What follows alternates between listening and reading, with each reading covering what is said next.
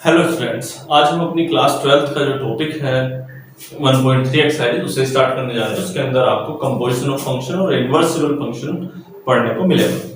Composition function देख लेते हैं। कोई फंक्शन है f जो कि a से b में है एंड एक फंक्शन है g which is from the b to c।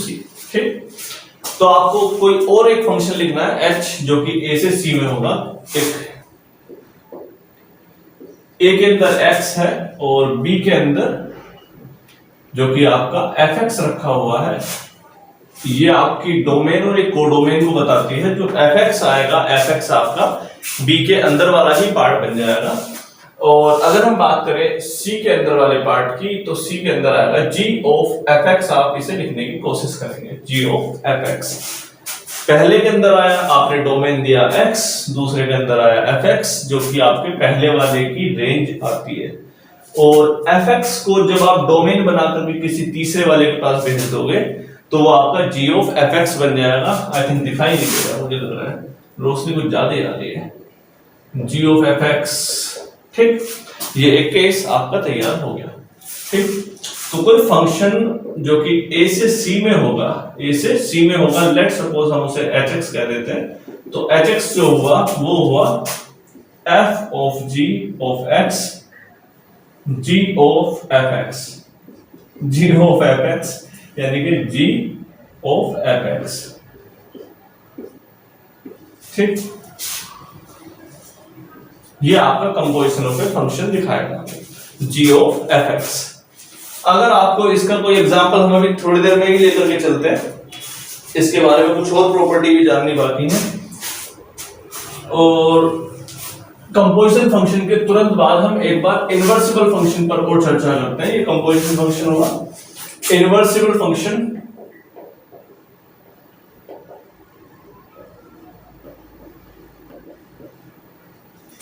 Let suppose कि कोई एक फंक्शन है f जो कि a से b में है। लेट किया हमने, एक फंक्शन है a टू b f, ठीक, is bijective function, is bijective function. और बाइजेक्टिव फंक्शन के केस में, बाइजेक्टिव फंक्शन आप जानते हैं किसे बोलते हैं, जो कि आपका 1 1 और ऑन टू दोनों, 1 1 और ऑन टू दोनों की प्रॉपर्टी को कंट्रोल करके रखी हुई है। ये दोनों प्रॉपर्टी के अंदर है, तो उस फंक्शन को हम बाइजेक्टिव फंक्शन कहते हैं। देन कोई फंक्शन f की जगह हम g से डिनोट करते हैं, g which is from b to a। b to a मतलब जो इसकी कोडोमेन वाला पार्ट था हम रेंज में नहीं काउंट करेंगे, लेकिन क्योंकि ये 1 1 है इसीलिए, या ऑन टू है तो कोडोमेन आपकी रेंज वाला पार्ट बन जाएगी। कोडोमेन ऑन टू है इसीलिए आपकी कोडोमेन जो है वो ऑन टू वाला पार्ट बन जाएगी। आप जानते हैं ऑन टू फंक्शन उसे कहते हैं जिसमें कोडोमेन रेंज वाला पार्ट बन जाए। ठीक, और पहला वाला पार्ट जो होता है वो आपका डोमेन को बताता है। ठीक, तो हमने आपकी रेंज को डोमेन के अंदर शिफ्ट कर दिया। अब जो आपकी पहले इस वाले फंक्शन में कोडोमेन या रेंज हुआ करती थी वो यहां पर डोमेन का काम करेगी, और ए जो है वो आपका कोडोमेन का या रेंज का पार्ट काम कर जाएगा। ठीक, ये एक हमको पढ़ने को मिलेगा। इसको हम डिनोट करते हैं f इनवर्स x से, और f इनवर्स x आपका इन्वर्सिबल फंक्शन। ये एक प्रॉपर्टी आपको देखने को मिल सकती है। ये आपको समझ में आना चाहिए कि f इनवर्स x या इनवर्स ऑफ ए फंक्शन में क्या क्या चीज होती है। और इसकी कुछ प्रॉपर्टी और देख लेते हैं। प्रॉपर्टी ऑफ इन्वर्सिबल फंक्शन,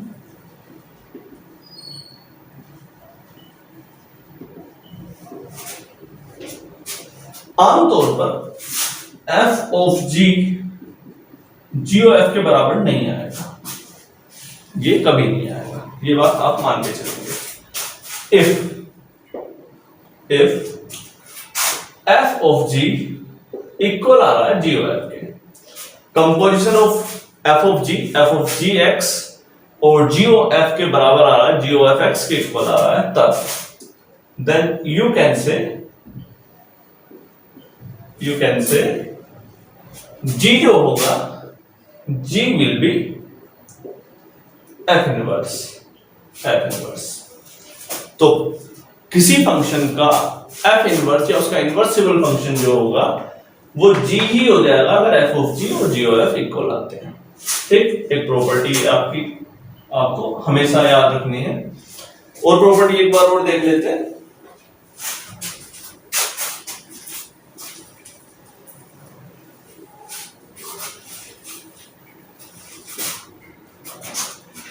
एक प्रॉपर्टी और होती है इसकी कि ये मिरर इमेज होता है, mirror image y equals to X axis का। It is mirror image of y equals to x, y equals to x axis. ठीक, कोई भी फंक्शन लीजिए और उसका y equals to x axis के अगेंस्ट एक इसको मिरर बना दीजिए, तब आपका ये केस देखो जरा।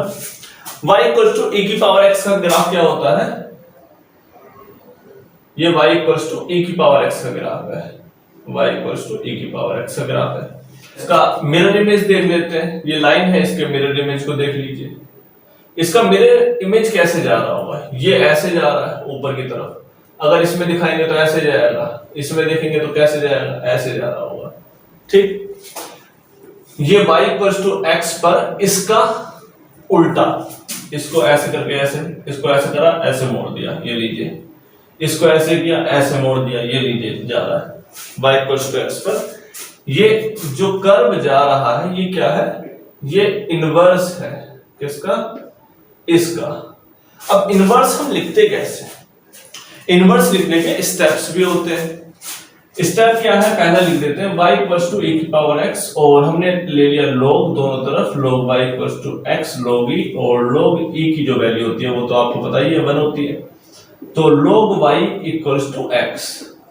इसके बाद क्या करते हैं? इसके बाद का स्टेप आप लिख लीजिए कहीं पर कि y को कन्वर्ट कर देना है x में और x को लिख देना है f इनवर्स x। y को कन्वर्ट कर देना है x में और x को लिख देना है f इनवर्स x। ये लीजिए, x को मैंने लिख दिया f इनवर्स x और y को लिख दिया log x, y की जगह लिख दिया x। तो f इनवर्स x क्या आ गया? log x। और ये जो कर्व है ये आपका log x का कर्व है, और log x का जो कर्व आ रहा है वही आपका y इक्वल्स टू e की पावर x का इनवर्सिबल कर्व है। ठीक, तो एक चीज हमें और सीखने को मिली कि y equals to x axis का ये क्या है? मिरर इमेज आ रहा है। ठीक, देखते हैं इसके आगे बढ़ते हैं और थोड़ा सा।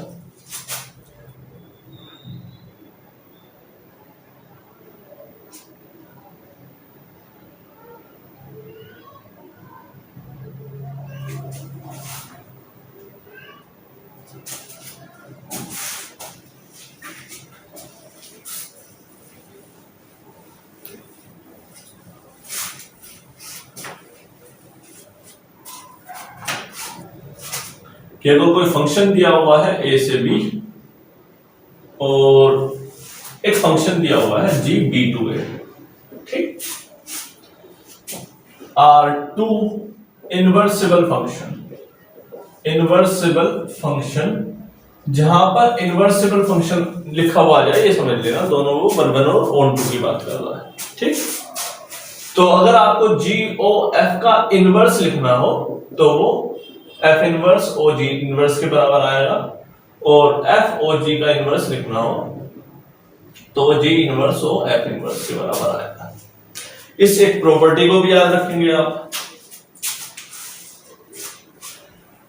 एक आइडेंटिकल वाली प्रॉपर्टी जो भी हमने देखी थी कि g o f equals to f of g वाली, f of g equals to x वाली, इसके केस में हम g o f को i a और f ऑफ g को i b b कह करके चल सकते हैं। ये आइडेंटिटी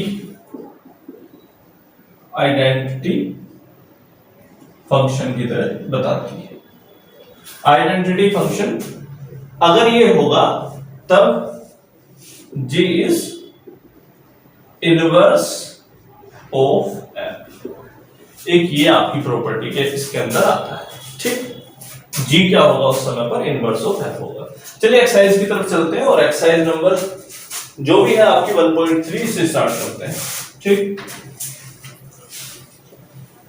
एक्सरसाइज नंबर 1.3 हम स्टार्ट करते हैं और देखते हैं कि कैसे सवाल दिए हैं। एक्सरसाइज नंबर 1.3 क्वेश्चन नंबर 1 देखिए, लेट एफ 134 125 एंड जी दिया हुआ है 125 to 13, ठीक, is given by f equals to 1 2 3 5 4 1 1 2 3 5 और 4 1 और g भी लिखा हुआ है एंड g इक्वल्स टू 1 3 2 3 5 1, ठीक। Write down the GOF।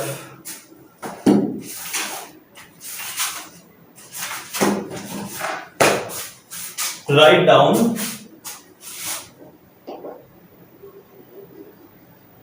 The GOF। GOF का मतलब GOFX पूछा है वैसे उन्होंने, GOFX। अब हम सारी वैल्यूज निकाल लेते हैं। देखिए जरा, F1 पर क्या वैल्यू दिखा रहा है, F1 पर 2 वैल्यू दिखा रहा है, 3 पर 5 दिखा रहा है, 4 पर 1 दिखा रहा है, ठीक। सबसे पहले हम वैल्यू लिख देते हैं। F1 पर वैल्यू है 2, F3 पर वैल्यू है 5, F4 पर वैल्यू है 1, ठीक। ये 3 केस है। अब आपको निकालना है G of F1, G of F1। अब आप जब G of F1 रखेंगे तो F1 की वैल्यू कितनी है आपकी 2, यानी कि आप G of 2 निकालना चाहते हैं। क्या निकालना चाहते हैं, G of 2। अब G of 2 क्या होगा वो आप देख लो जरा। G of 2, G of 2 यहां से लिख देते हैं पहले। G of 1 कितना दे रखा है 3, G of 1 कितना दे रखा है 3, G of 2 कितना दे रखा है वो भी 3, और G of 5 कितना दे रखा है वो दे रखा है 1। 5 कितना दिया हुआ है आपका 1, ठीक। G of 2 कितना दिया हुआ है 3, ठीक। तो पहला रिलेशन आपका आ गया 1 का किसके साथ, 3 के साथ। 1 का रिलेशन किसके साथ आया, 3 के साथ। तो G of fx हम इधर लिखेंगे और इसको आसानी से आप लिख भी सकते हैं। 1 का रिलेशन आ गया 3 के साथ, ठीक। दूसरा रिलेशन देखते हैं 3 का 5 के साथ। f of 3 5 आया। अब आपको लिखना है G of f3, और G of f3 की वैल्यू आपने लिखी है G of 5, और G of 5 की वैल्यू क्या आई है, G of 5 की वैल्यू आपने लिखी है 1। G of 5 की वैल्यू कितनी लिखी है 1। क्लियर है बेटा। इसे बहुत ही सिंपल मेथड से किया जा सकता है। अगर आपको फिर भी एक क्लैरिटी का अभाव लग रहा है तो ऐसे क्वेश्चन को अपने आप करें तो ज्यादा बेहतर रहेगा। मुझे ऐसा लगता नहीं कि इसमें आपको इतनी हेल्प की आवश्यकता पड़ने वाली है। तो पहला केस है 3, और यहां पर 3 दिया हुआ है, फाइनल वैल्यू कितनी आई है आपकी 1, ठीक। एक केस ये वाला आया। F4 की वैल्यू दी है 1, और आपको निकालना है एक बार G of F4, और G of F4 की जो वैल्यू है आपकी 1 दे रखी है, G of 1, और G of 1 की जो वैल्यू आपकी आने वाली है वो आने वाली है 3, ठीक। तो ये जो केस बना ये बना 4 का 3 के साथ, 4 का 3 के साथ एक ये वाला केस बन गया। तो ये आपका रिलेशन आया है, एक फंक्शन जो आपने G of fx लिखा है वो आपका इजीली आपने सामने आ गया 1 3 3 1 और 4 3, ठीक। इसे एक बार अपने आप करिए बेटा, इतने टफेस्ट पार्ट में से नहीं है और होपफुली आप कर पाएंगे, ठीक। शुरुआत चैप्टर की ऐसे लगती है कि थोड़ी सी डिफिकल्ट है, उतनी डिफिकल्ट होती नहीं। चलिए सेकंड पार्ट की तरफ देखते हैं। फंक्शन दिया हुआ है f g h be the function of r to r. Question number 2 that is let f g and h be function from R to R so that F plus G OH equals to F of H plus G of H। ठीक, और एक और लिखा हुआ है F dot G of H। ये कुछ cases दिए हुए हैं और ऐसे केसेस को या तो आप एग्जांपल लेकर कर लो या फिर अपने आप कर लो, आपको जैसा भी अच्छा लग रहा हो वैसा करिए। जैसे सपोज करें शुरुआती वैल्यू हम देते हैं कोई एक x, उसके बाद एक और वैल्यू आती है, फिर एक और वैल्यू आती है, कुछ इस प्रकार से हम देते हैं, है ना। तो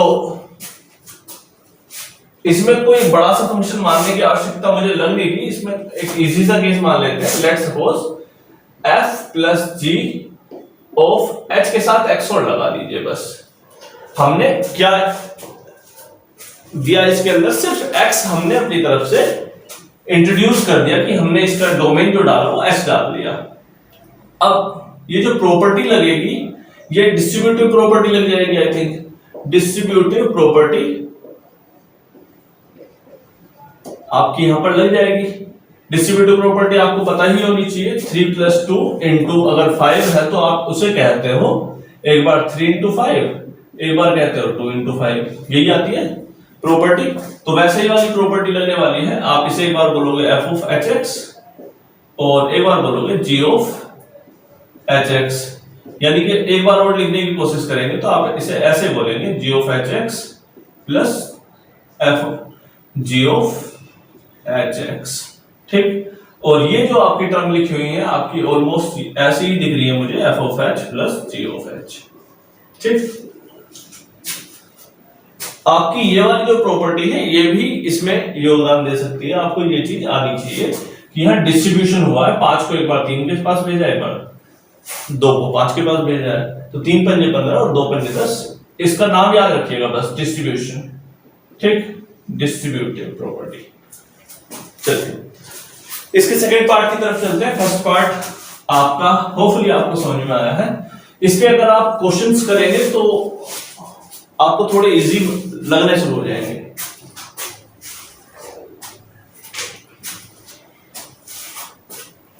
सेकंड पार्ट है, इसे देखते हैं f dot g of h, f dot g of h equals to f of h dot g of h।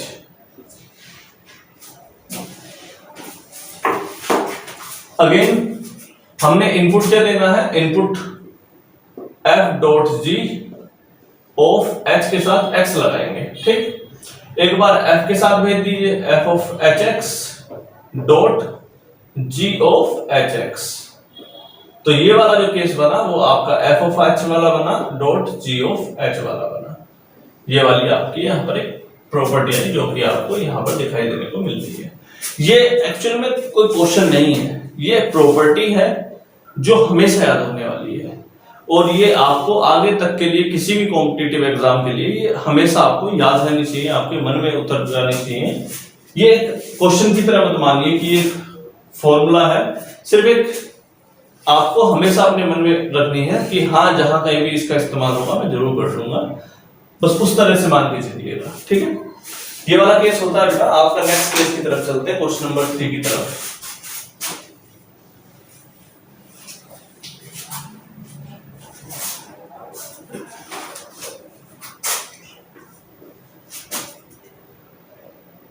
Find g of f and f of g if बोला है first case fx equals to mod x and gx equals to 5x minus 2। देखिए पहले निकाल लेते हैं हम fx और gx और हमें निकालना है g of fx g of fx, यानी कि g of fx कुछ इस प्रकार से लिखेंगे आप, और fx की वैल्यू आपकी दी है mod x, यानी कि g के अंदर रखना है mod x। ये वाला केस आपको रखना है, यानी कि जहां कहीं भी x होगा वहां पर mod जैसी टर्म शिफ्ट हो जाएगी। ठीक, एफ एक्स की वैल्यू यहां पुट कर दी हमने मोड एक्स, तो जहां कहीं भी एक्स होगा वहां मोड एक्स की तरह शिफ्ट कर देंगे। चलिए इसके g के अंदर की वैल्यू क्या है 5 इंटू एक्स की जगह पर क्या रख दिया हमने मोड एक्स माइनस 2, ये आपका आंसर आ गया। ठीक, सेकंड केस को देख लेते हैं इसी का ही, f ऑफ जी एक्स यानी कि f ऑफ जी एक्स और gx की वैल्यू क्या दी है, gx की वैल्यू दी है mode 5x minus 2, mode 5x minus 2।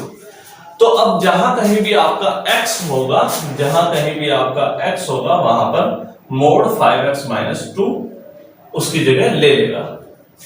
तो x की जगह पर कौन सी वैल्यू आ जाएगी आपकी 5x माइनस 2, वो भी मोड के अंदर। तो इसकी वैल्यू रख देते हैं, ये है मोड के अंदर x और मोड के अंदर मोड 5x माइनस 2। अब ये डबल मोड का कोई खास मीनिंग बनता नहीं है, क्योंकि एक मोड ही काफी है किसी भी वैल्यू को पॉजिटिव ले जाने के लिए। तो आप चाहे तो एक मोड को हटा भी सकते हैं, आपकी कोई इसकी आवश्यकता नहीं पड़ेगी। हालांकि ये जो आंसर आया है वो हमारा डबल मोड में आया है, लेकिन डबल मोड की कोई यहां पर जरूरत नहीं है। फॉर एग्जाम्पल इसी केस को मैं एक तरीके से और लिख के दिखाता हूं, mode 5x minus mode 2x। Suppose करो ऐसा कोई केस होता है माइनस 2x स्क्वायर, तब तो इस मोड की कीमत थी, कॉस्ट है। ठीक, अगर mode 5x minus 2x square, तब इस मोड का क्या काम है, जो काम करना है अंदर वाले फंक्शन का वो तो एक ही मोड कर देगा।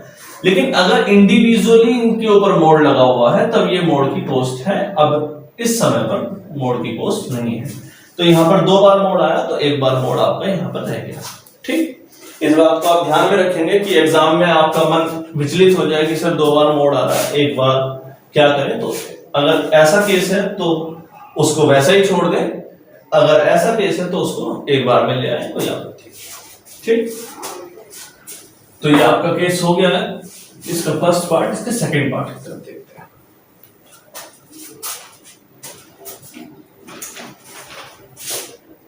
सेकंड पार्ट है fx इक्वल्स टू 8x की power 3, gx equals to x की power 1/3 and gx equals to x की पावर 1/3। ठीक, निकालना है g of fx, g of fx और यानी कि g ऑफ fx। तो वैल्यू रखते हैं, g के अंदर रखेंगे वैल्यू 8x की पावर 3 की और 8x की पावर 3, यानी कि जहां पर भी x होगा वहां पर शिफ्ट हो जाएगा 8x की पावर 3। यानी कि अगर मैं इसे एक बार और लिखने की कोशिश करूं तो 8 को आप 2 इंटू 2 इंटू 2 इंटू एक्स की पावर 3, यानी कि 2 की पावर 3 और x की पावर 3 यानी कि 2x की पावर 3 ऐसा कहना चाहेंगे। क्लियर है? इसमें कोई आपत्ति नहीं होनी चाहिए कि 8x की क्यूब को हमने 2x की क्यूब लिख दिया। तो जहां कहीं भी x आएगा वहां पर आप 8x की क्यूब में कन्वर्ट कर दोगे।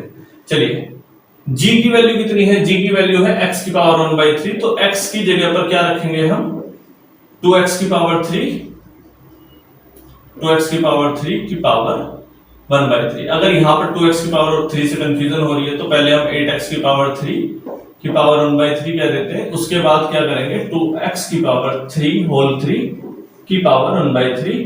पावर जब पावर ऑफ पावर होती है तो उसकी मल्टीप्लाई हो जाती है, तो 2x की पावर 3 इंटू 1/3 और 3 to 3 कैंसिल हो गया तो बचा आपका 2x। तो आपका g ऑफ fx जो आया वो आया आपका 2x। कोई डाउट तो नहीं है? यहां पर से हमने सिर्फ fx को अंदर डाल दिया है, fx को x की जगह पर हमने 8x की क्यूब या 2x की पावर 3 रखा है। ठीक, इसी केस में हमको रखना है कौन सा fx, f ऑफ gx निकालेंगे, f ऑफ gx यानी कि f ऑफ gx और f ऑफ gx की वैल्यू कितनी है x की पावर 1/3, यानी कि जहां पर भी आपका x होगा उसको शिफ्ट कर देंगे x की पावर 1/3 से। क्लियर है? तो इसमें इसके अंदर की जो वैल्यू रखनी है वो कितनी रखनी है, एक्चुअल में हमें 8x की पावर 3 रखनी थी, लेकिन जहां पर x है वहां पर सिर्फ क्या करना है, x की पावर 1/3। इस बात में क्लैरिटी रहनी चाहिए। x की पावर आ जाएगी 1/3 और उसकी पावर 3, ठीक।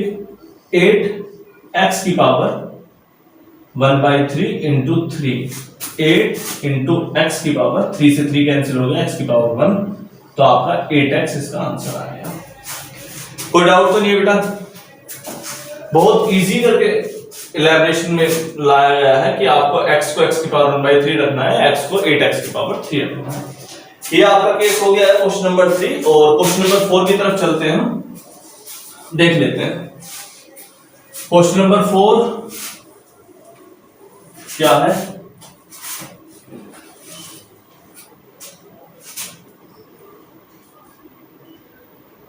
If fx equals to 4x plus 3 upon 6x minus 4, where x does not belongs to 2/3, so that f of fx is x, f of fx is f, so that f of fx is equals to x, ठीक।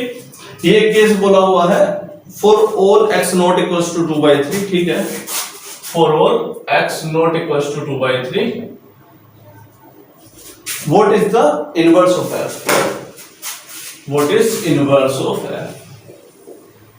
Is inverse of, चलिए ये सवाल है what is inverse of f। पहले इसका f of fx निकाल लेते हैं। f of fx का मतलब f of fx, f of fx, पहले f लिख देते हैं और f यानी कि हर जगह x की जगह पर क्या शिफ्ट हो जाएगा, जहां पर भी x होगा वहां पर ये वाली सारी टर्म शिफ्ट हो जाएगी, 4x plus 3 upon 6x minus 4, ठीक। और ये शिफ्ट किसके अंदर होगी, ये f के अंदर ही शिफ्ट होगी, यानी कि 4x की जगह पर क्या रखेंगे, 4x plus 3 upon 6x minus 4, ठीक, प्लस 3 अपॉन 6 इंटू x की जगह पर 4x plus 3 upon 6x minus 4, ये केस बनता है। क्लियर है बेटा? इस चीज को और हम ध्यान से देख सकते हैं, इस चीज को आप अलग सोल्व कर लीजिए अगर आपको थोड़ी बहुत भी कंफ्यूजन है। 4 चौक 16, 4 4 16x प्लस 4 तिया 12 upon 6x minus 4 plus 3, LCM ले लेते हैं, 16x प्लस 12 प्लस, एलसीएम लेंगे तो इसकी क्रॉस मल्टीप्लाई हो जाएगी 3 इंटू 6x minus 4, ठीक। तो 16x प्लस 12 प्लस 3 6 जा 18x माइनस 3 4 जा 12, इस 12 से ये वाला 12 कैंसिल आउट हो जाएगा और आपके पास बचेगा 16x प्लस 18x और इक्वल्स टू 34x, ठीक। ऊपर वाला पार्ट जो आपका आ गया है वो आया है 34x। नीचे वाले पार्ट को हम अलग और सोल्व कर लेते हैं, इसको इधर सोल्व कर लीजिए। 6 4 जा 24x प्लस 6 3 जा 18 upon 6x minus 4 upon 1, cross multiply कर लीजिए बेटा, इसको इधर भेज देंगे तो 24x प्लस 18 माइनस 4 से 24x और माइनस माइनस प्लस का हो गया 4 चौक 16 अपॉन 6x minus 4। क्योंकि आप 12th क्लास में है तो इसलिए थोड़ा और स्पीड में करा सकते हैं आप।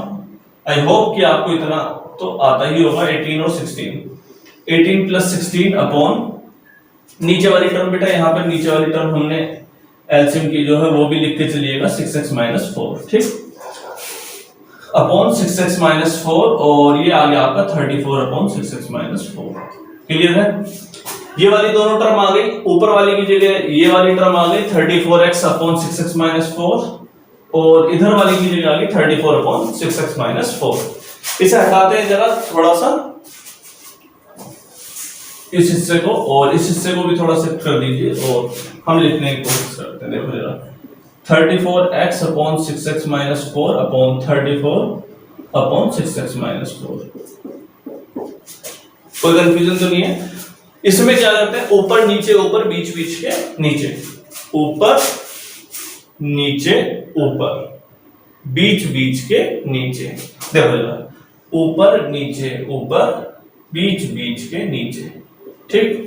तो 34x into 6x minus 4 upon 34 into 6x minus 4, तो इससे कैंसिल हो गया, 34 से 34 कैंसिल हो गया, क्या आया x, क्या आ गया आपका x आ गया, ठीक। कोई डाउट तो नहीं है, आपका x आ गया, ये हमने प्रूफ कर दिया है। इसके बाद थोड़ा सा और इसमें पार्ट बचा हुआ है, हमने एक अभी भी प्रॉपर्टी बताई थी, हाल फिलहाल में ही 2 मिनट ही हुए हैं, इसको आप देख लीजिएगा। आपका f ऑफ x जो आया है वो आपका x आ गया है, ठीक। हमने एक property f of g equals to g of f equals to x बोली थी। अगर ये आइडेंटिकल आते हैं, आइडेंटिटी फंक्शन की तरह बिहेव करता है, तब g जो होता है g is inverse of f आएगा, g is inverse of f, ये आएगा। अब g तो है नहीं, g की जगह पर क्या आ गया आपका f ही आ गया, f of f equals to f of f equals to x आ गया, g की जगह हमने क्या शिफ्ट कर दिया f, तो आपका जो इनवर्स हो जाएगा g की जगह पर क्या आ जाएगा f ही हो जाएगा, f is inverse of f, मतलब ये एक ऐसा फंक्शन है जो अपने आप का स्वतः ही इनवर्स फंक्शन हो जाएगा, ठीक। क्वेश्चन नंबर 4 हो गया बेटा, क्वेश्चन नंबर 5 की तरफ चलते हैं।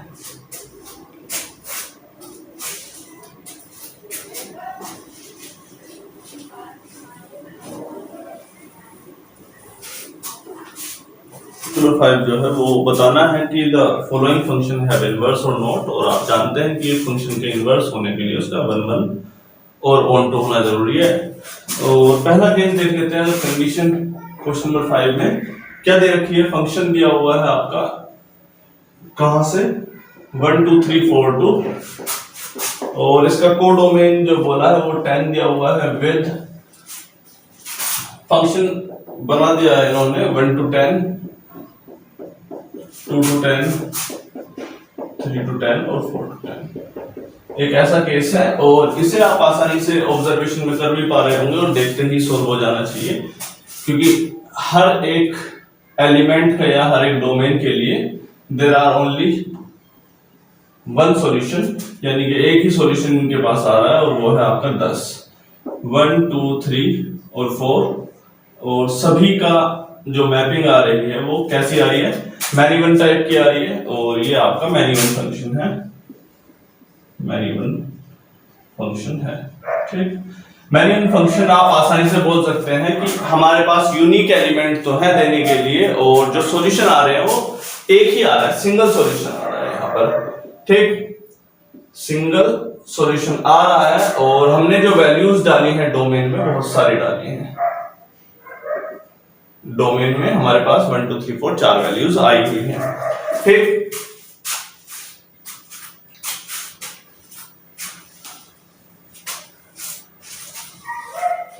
इसकी सेकंड पार्ट की तरफ चलते हैं, सेकंड पार्ट भी देख सकते हैं आप आसानी से, और सेकंड पार्ट है जी, रिलेशन दिया हुआ है 5 6 7 8, और इसका रिलेशन जो बोला है वो बोला है 1 2 3 4, विद रिलेशन जो दिया है वो है 5 4 6 3, 5 4 6 3 7 4 8 2।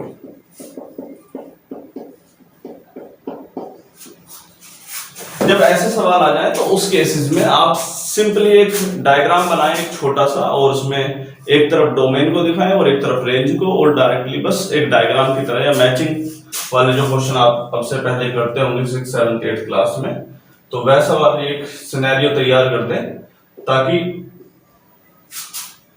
सामने वाले को लगे कि आपने कुछ किया है कुछ किया है, मतलब मैचिंग करनी है एक्चुअली में। 5 को इन्होंने 4 से रिलेशन में दिखाया है, यानी कि फंक्शन बनता हुआ दिखाया है, 6 का 3 के साथ एंड 7 का 4 के साथ और 8 का 2 के साथ, ठीक। तो ये आपका क्या दिखा रखा है, ये फंक्शन है लेकिन ये मैनी वन फंक्शन है क्योंकि एक एलिमेंट के साथ यहाँ पर 2 और 5 और 7 दो एलिमेंट जुड़े हुए हैं, है ना। तो यहाँ पर हम लिख सकते हैं 5 and 7 have one solution that is 4, so that it is many one function। अब जो मैनी वन फंक्शन हो गया तो उस केस में आपका ये केस कैसे हो जाएगा, ये केस आपका इनवर्स नहीं होगा। क्लियर, इसका इनवर्स पॉसिबल नहीं होगा। नेक्स्ट केस देख लेते हैं। ठीक,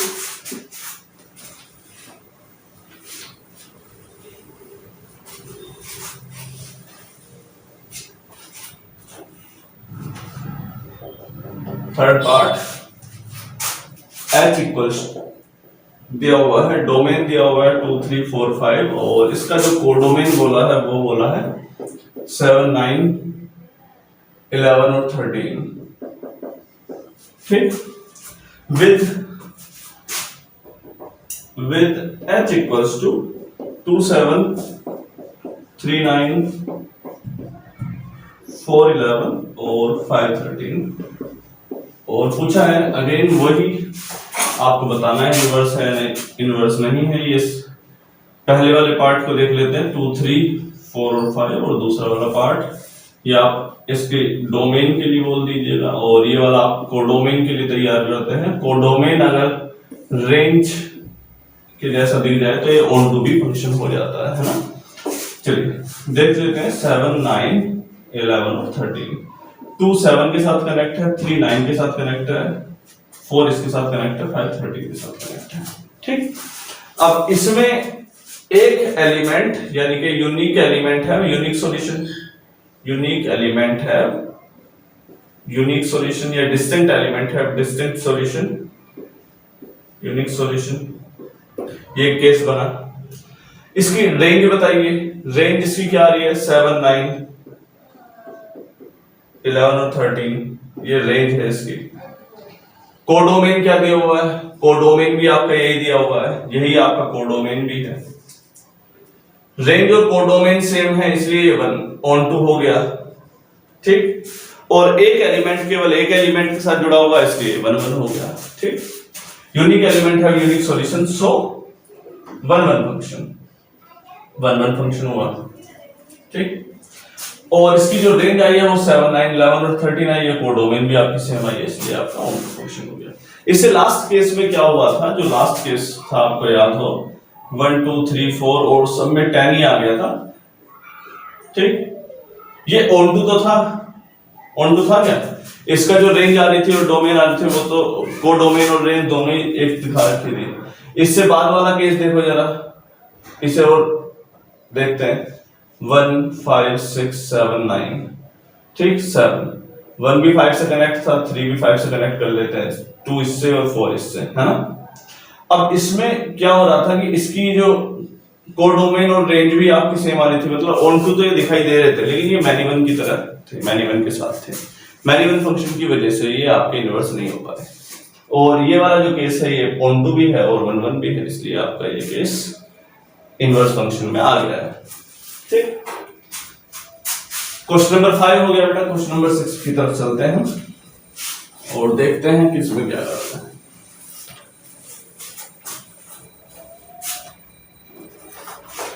so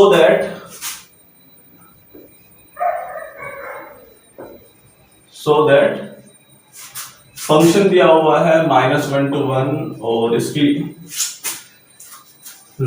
कोडोमेन बोला है R, given by fx equals is 1 1 proof करना है कि ये 1 1 है। ठीक, find the inverse of function -1 to 1 to range। find inverse of function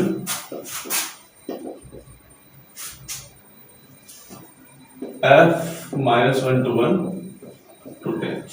ठीक, तो इनवर्स निकालने के लिए फंक्शन का 1 1 और ऑन टू होना जरूरी है और इन्होंने बोला है कि 1 1 तो कम से कम प्रूफ कर ही दो, है ना। और वन वन प्रूफ करने के लिए हमने 3-4 तरीके बताए थे। एक उनमें से था कि उसका एक यूनिक सॉल्यूशन आना चाहिए। पहला केस कि आप चार्ट तैयार कर लें और उसका यूनिक सॉल्यूशन चेक कर लें, ठीक। एक केस होता है कि आप उसका डायग्राम भी बना के देख सकते हैं कि उसका कर्व देख लीजिए, कर्व बना लीजिए और कर्व बनाने के बाद हॉरिजॉन्टल लाइन खींच लीजिए कि अगर वो एक जगह पर कट छू करके जा रहा है तो वो वन वन फंक्शन है। एक ये तरीका होता है। वन वन फंक्शन को चेक करने का एक और तरीका होता है कि आप उसका डिफरेंशिएशन कर दीजिए। क्या? डिफरेंशिएशन कर दीजिए। डिफरेंशिएशन अभी आपको शायद सिखाया गया हो या नहीं सिखाया गया हो, आप थोड़े बहुत समय में सीख जाएंगे। अगर डिफरेंशिएशन उसका लेस देन 1, 0 या स्ट्रिक्टली ग्रेटर देन 0, ये दोनों केस में वो इंक्रीजिंग ऑर्डर को दिखाएगा। कैसा? इंक्रीजिंग ऑर्डर को दिखाएगा। ये एक केस बन जाता है। और एक फोर्थ केस एक और बन जाता है इसमें, अगर आप fx1 = fx2 रखते हैं और x1 = x2 रखते हैं। ये 4 केस आपके बनते हैं जिससे आप वन वन फंक्शन प्रूव कर सकते हैं। अब अगर 4 केस आपको आते हो तो फिर कोई कैसे थाम ले आपको कि आपको वन वन फंक्शन प्रूव करने में दिक्कत आ रही है, ठीक। तो पहले केस से देख लेते हैं। ये वाला केस क्वेश्चन तो लिखा ही नहीं। अरे बाबा, सब कुछ लिखा, सवाल ही नहीं लिखा। ठीक है, तो x = x/x + 2 = 1, ठीक। तो पहला वाला केस देख सकते हैं आप आसानी से, fx1 = fx2 रख लेते हैं और इस केस में fx की वैल्यू है x1/x1 + 2, आपने इसको रखा x2/x2 + 2। क्रॉस मल्टीप्लाई करेंगे हम अपनी, और क्रॉस मल्टीप्लाई करने के केस में x1 x2 + 2x1 = x1 x2, इसकी इधर मल्टीप्लाई करेंगे x1 x2 + 2x2, और x1 x2 से x1 x2 चला गया और आपके पास क्या बचा? 2x1 और 2x2। 2x1 = 2x2 और 2 से 2 भी कैंसिल हो गया, आपके पास क्या आ गया? x1 और x2। ये केस बना, ये एक आपका केस बन गया और इससे आपको समझ में आया, हाँ जी ये हमारा यूनिक फंक्शन है, यूनिक वैल्यू है, यानी कि ये वन वन है। एक ये केस बना, वन वन फंक्शन है, ठीक। इसमें वैल्यूज पुट करके भी देख सकते हैं, चाहे तो आप वैल्यूज पुट करके देख सकते हैं। इसे उतार लीजिएगा, ये आपको आसान लग सकता है। अगर आपको ऐसे में भी समस्या आ रही है तो आप वैल्यूज पुट करके देखें। और डोमेन जो दिया हुआ है, डोमेन दिया हुआ है आपका ये -1 to 1, और रेंज को डोमेन जो दिया हुआ है वो दिया हुआ है रियल नंबर, ठीक। इसको जब हम ऑनटू करेंगे तो वैल्यू पुट करने वाला चेक कर लेंगे साथ के साथ। डिफरेंशिएशन मेथड से और देख लेते हैं। हालांकि अभी तक आपके सामने आया नहीं होगा, फिर भी आपको आना तो चाहिए। fx = x/x + 2 दिया हुआ है और हम जो मेथड लगाएंगे वो u/v मेथड लगाएंगे, और u/v मेथड का जो डिफरेंशिएशन आता है वो आता है v का स्क्वायर, u का डिफरेंशिएशन v - v का डिफरेंशिएशन u। ये आपने फॉर्मूला पढ़ा होगा, ठीक। इसका डिफरेंशिएशन करते हैं f'(x). नहीं पढ़ा होगा तो बेटा थोड़े दिन में पढ़ने को मिल जाएगा, फिर आप दोबारा एक बार चेक कर सकते हैं। x + 2 का होल स्क्वायर, x का डिफरेंशिएशन करेंगे d/dx of x into x + 2 minus इसका डिफरेंशिएशन करेंगे d/dx x + 2 और into x। d/dx अगर x का डिफरेंशिएशन देखते हैं तो वो आपका आएगा 1। ये केस बना कि आपका डिफरेंशिएशन कितना आ गया? 1। और ये केस बना x + 2 माइनस x + 2 का डिफरेंशिएशन 1 into x + 2 का होल स्क्वायर। x से x कैंसिल हो जाएगा क्योंकि 1x है ये, यहां पर क्या बचा? 2/x + 2 का होल स्क्वायर। ये टर्म आपको दिखाई दे रही है ऑलवेज पॉजिटिव रहने वाली टर्म है। कैसी? Always positive. ये वाली टर्म को आप कितनी ही कोशिश कर लो, x की वैल्यू कुछ भी रख लो, ये नेगेटिव नहीं होने वाली है। ये जो टर्म आई यानी कि आपका f' x जो आया वो क्या आया? 2/x + 2 का होल स्क्वायर। 2 तो हमेशा पॉजिटिव रहने वाली टर्म है और x प्लस 2 भी होल स्क्वायर हमेशा पॉजिटिव रहने वाली टर्म है, ग्रेटर देन 0 आ गया। ये टर्म ग्रेटर देन 0 आ गई का मतलब ये केस भी आपका 1 1 फंक्शन है, हमेशा इंक्रीजिंग रहने वाला ऑर्डर है। ठीक, एक ये केस आपसे क्लियर हो सकता है। चलिए 1 1 फंक्शन के लिए आप इससे पहले वाला क्लियर में रखें, अपने मन में रखें कि वो कैसे हुआ है 12th क्लास तक के लिए, और जे के लिए आप इसको ऑब्जर्वेशन में रख सकते हैं। क्योंकि इसका इनवर्स निकालना है तो इनवर्स निकालने के लिए इसका ऑन टू होना भी जरूरी है, तो इसका ऑन टू नेचर चेक कर लेते हैं। तो ये है कि ये 1 1 तो है, हमने प्रूफ कर लिया 1 1 है। ठीक, ये बात हमने देख ली है। कोडोमेन इसका आर बोला है रेंज, ठीक, या रियल नंबर। कोडोमेन क्या बोला है, रियल नंबर। अब ऐसा तो संभव नहीं है कि इसकी जो फंक्शन की रेंज आएगी क्या वो रियल नंबर आए, हो सकता है किसी एक ऐसी 1 2 टर्म पर ये अनडिफाइन हो सकता है। अब ऐसी कौन सी टर्म हो सकती है जिस पर ये अनडिफाइन हो? सपोज करें कि आप y की वैल्यू में फिलहाल के लिए 1 कह देता हूं, किस एक कंडीशन में मैं 1 कह देता हूं, सपोज करें, तो जब ये क्रॉस मल्टीप्लाई में आएगा या एक दूसरे के इक्वल आएंगे तो 1 into x plus 2 equals to x, तो x plus 2 equals to x, और x से x कैंसिल हो गया। यहां पर कोई एक भी टर्म नहीं बची सोल्व करने के लिए, तो x equals to 1 के केस में या y equals to 1 के केस में रेंज जो होगी y 1 हो ही नहीं सकती, संभव ही नहीं है। तो उस केस में ये जो फंक्शन है इसकी जो रेंज आएगी वो रियल नंबर नहीं आ सकती। रेंज क्या नहीं आ सकती, रियल नंबर नहीं आ सकती, नहीं आएगी। ठीक, उससे थोड़ा बहुत कम आएगा, आ जाएगा, लगभग ऑलमोस्ट सभी वैल्यूज आ सकती हैं। y नॉट इक्वल्स टू 1 आएगा, ये इन्होंने संभव से बता दिया है। ठीक, अब इसको और क्या देखें, इन्होंने ये बोला कि इनवर्स निकालो फंक्शन का। क्या निकालो? इनवर्स। ठीक से पढ़ो उस सवाल को। उस सवाल में साफ साफ बोला है कि हमें सिर्फ डोमेन ये है और रेंज ऑफ द फंक्शन बोल दिया, रियल नंबर तो बोला ही नहीं है।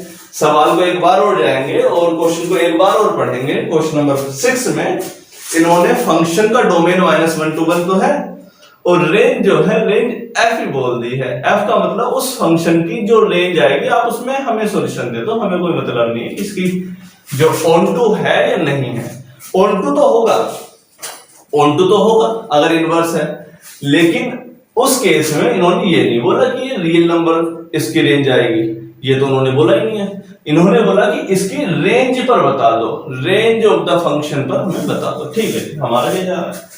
अब जब इस ये y की वैल्यू 1 हो ही नहीं सकती तो रख के देख लेते हैं। तो fx equals to x upon x plus 2, हम क्या करते हैं रेंज निकालने के लिए fx की जगह पर y रखते हैं, y equals to x upon x plus 2, cross multiply y into x plus 2y equals to x। x वाली टर्म को अलग कर लो तो ये बचा आपका 2y equals to x minus y है। जो केस बना ये बना आपका 2y equals to x common लिया 1 माइनस y, तो x आया आपका 2y अपॉन 1 माइनस y। ठीक, ये केस आपका आ गया। फिलहाल इधर से ये वाला सारा पार्ट हटा देते हैं, इसकी मुझे लगता नहीं कि आवश्यकता है। आपने जो x निकाला वो निकाला 2y अपॉन 1 माइनस y। अब अगर मैं इसको f इनवर्स x लिख दूं और इसको लिख दूं 2x अपॉन 1 माइनस x, ठीक, ये आपका f इनवर्स आ गया, इनवर्स ऑफ फंक्शन आ गया। ठीक, चलिए इसमें एक चीज और देखने वाली है, जो हमने y नॉट इक्वल्स टू 1 रखा था वो यहां पर भी वैलिड दिखा रहा है। देखो इस केस में जब हम इनवर्स निकाल लेते हैं उसका जो डोमेन आता है वो उसके फंक्शन का रेंज आता है। ये बात में क्लियर है? इसका जो डोमेन आएगा, इसका जो डोमेन आएगा, ठीक, वही तो इस फंक्शन का रेंज आएगा, इस फंक्शन की रेंज वही तो आएगी। अब ये फंक्शन को अच्छे से आप ऑब्जर्वेशन में रखो, जब आप y इक्वल्स टू 1 रख देंगे यानी कि 1 माइनस y जो है, अगर आप y की जगह 1 रख दिया सपोज करो आपने, तो 1 माइनस y 0 हो गया। उस केस में नीचे 0 हो जाएगा और ये टर्म कैसे हो जाएगी, इनफाइनाइट की तरफ चली जाएगी, नहीं कि अनडिफाइंड टर्म में से काउंट हो जाएगी, या उस समय पर वो डिफाइन नहीं हो रही होगी, हमारा ही मानना है। ठीक, तो इसकी जो रेंज आएगी वो रियल नंबर नहीं आ सकती। जो r लिखा हुआ है ना, रियल नंबर वाला केस r, तो वो संभव नहीं है। इसी वजह से इन्होंने फंक्शन इसकी रेंज पर निकलवा लिया है। तो ये फंक्शन ऑन टू नहीं है रियल नंबर के केस में, लेकिन इसकी रेंज में ऑन टू है। इसकी रेंज क्या है? इसकी रेंज रियल नंबर है। इसकी रेंज क्या है? सब कुछ आएगा, 1 नहीं आएगा। सब कुछ आएगा, 1 नहीं आएगा। ठीक। अब -1 से 1 तक की आप कोई सी भी वैल्यू रख लीजिए। यहां से -1 से स्टार्ट करो और 1 से तक रखो और कोई भी वैल्यू रखो। अब आप इसमें मुझे 1 ला के दिखा दो, 1 नहीं आएगा। ठीक। सभी वैल्यूज आ सकती हैं, 0.3, 0.4, 0.5, आप कोई सी भी वैल्यू ला सकते हैं इस फंक्शन के केस में, लेकिन इस फंक्शन में आप -1 से 1 में 1 नहीं ला पाएंगे। ठीक। ये वाला एक केस हो गया है। तो इनवर्स आपका ये है, ऑन टू नहीं है रियल नंबर के केस में और 1 1 है। ठीक। ऑन टू है अपनी रेंज में, ऑन टू है अपनी रेंज में, ये हमने बता दिया है। इसका कोडोमेन एक्चुअली इन्होंने रेंज ही बोल दिया है, कोडोमेन इन्होंने रेंज ऑफ द फंक्शन बोल दिया है, तो वो वहीं पर ही पहले ही इन्होंने ऑन टू लिख करके भेजा है। इस सवाल को अगर आप अच्छे से पढ़ोगे तो ये कोडोमेन है, ये range of the function. Actual में दूसरा वाला पार्ट जो कोडोमेन को बताता है, हमने बहुत बार पहले भी समझा रखा है, ये वाला पार्ट कोडोमेन को बताता है, और इन्होंने कोडोमेन को पहले ही रेंज बोल दिया है। तो ऑन टू तो इन्होंने बना के ही भेजा है ये सवाल। चलिए आगे बढ़ते हैं क्वेश्चन नंबर 7 की तरफ।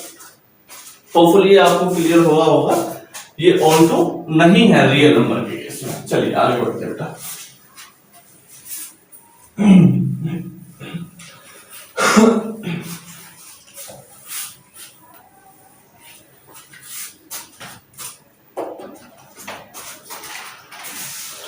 तो एक केस है क्वेश्चन नंबर 7, और क्वेश्चन नंबर 7 है consider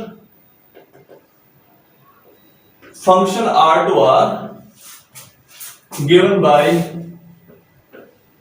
fx equals to 4x plus 3, ठीक, so that function is inversible, so that function is inversible, function is inversible. Find the inverse of f. Find inverse. चलिए देख लेते हैं। Inverse निकालने के लिए हमने 4 तरीके भी ऑलरेडी बता चुके हैं इससे पहले वाले केस में, और 4 तरीकों में से कोई सा भी एक तरीका अपना लीजिए। पहले fx1 = fx2, ये सबसे आसान तरीका मुझे लगता है मेरे हिसाब से। तो fx1 कितना हो जाएगा? 4x1 + 3 इक्वल्स टू 4x2 + 3, 3 से 3 कैंसिल कर दो, 4x1 = 4x2, और 4 से 4 कैंसिल हो गया, x1 = x2। एक ये केस आता है। 1 1 के केस में, और इसमें वैल्यूज पुट करके देख सकते हैं आप रियल नंबर की वैल्यू, और केस है आपका 4x + 3। आप कोई भी रियल वैल्यू रखिए। रियल वैल्यू मतलब आप जानते हैं रियल नंबर किसे बोलते हैं। रियल नंबर में -∞ से +∞ तक की सभी वैल्यू आएंगी, 0 1 2 3, और आपके रैशनल नंबर, इरैशनल नंबर, ये सभी काउंट हो जाते हैं, है ना।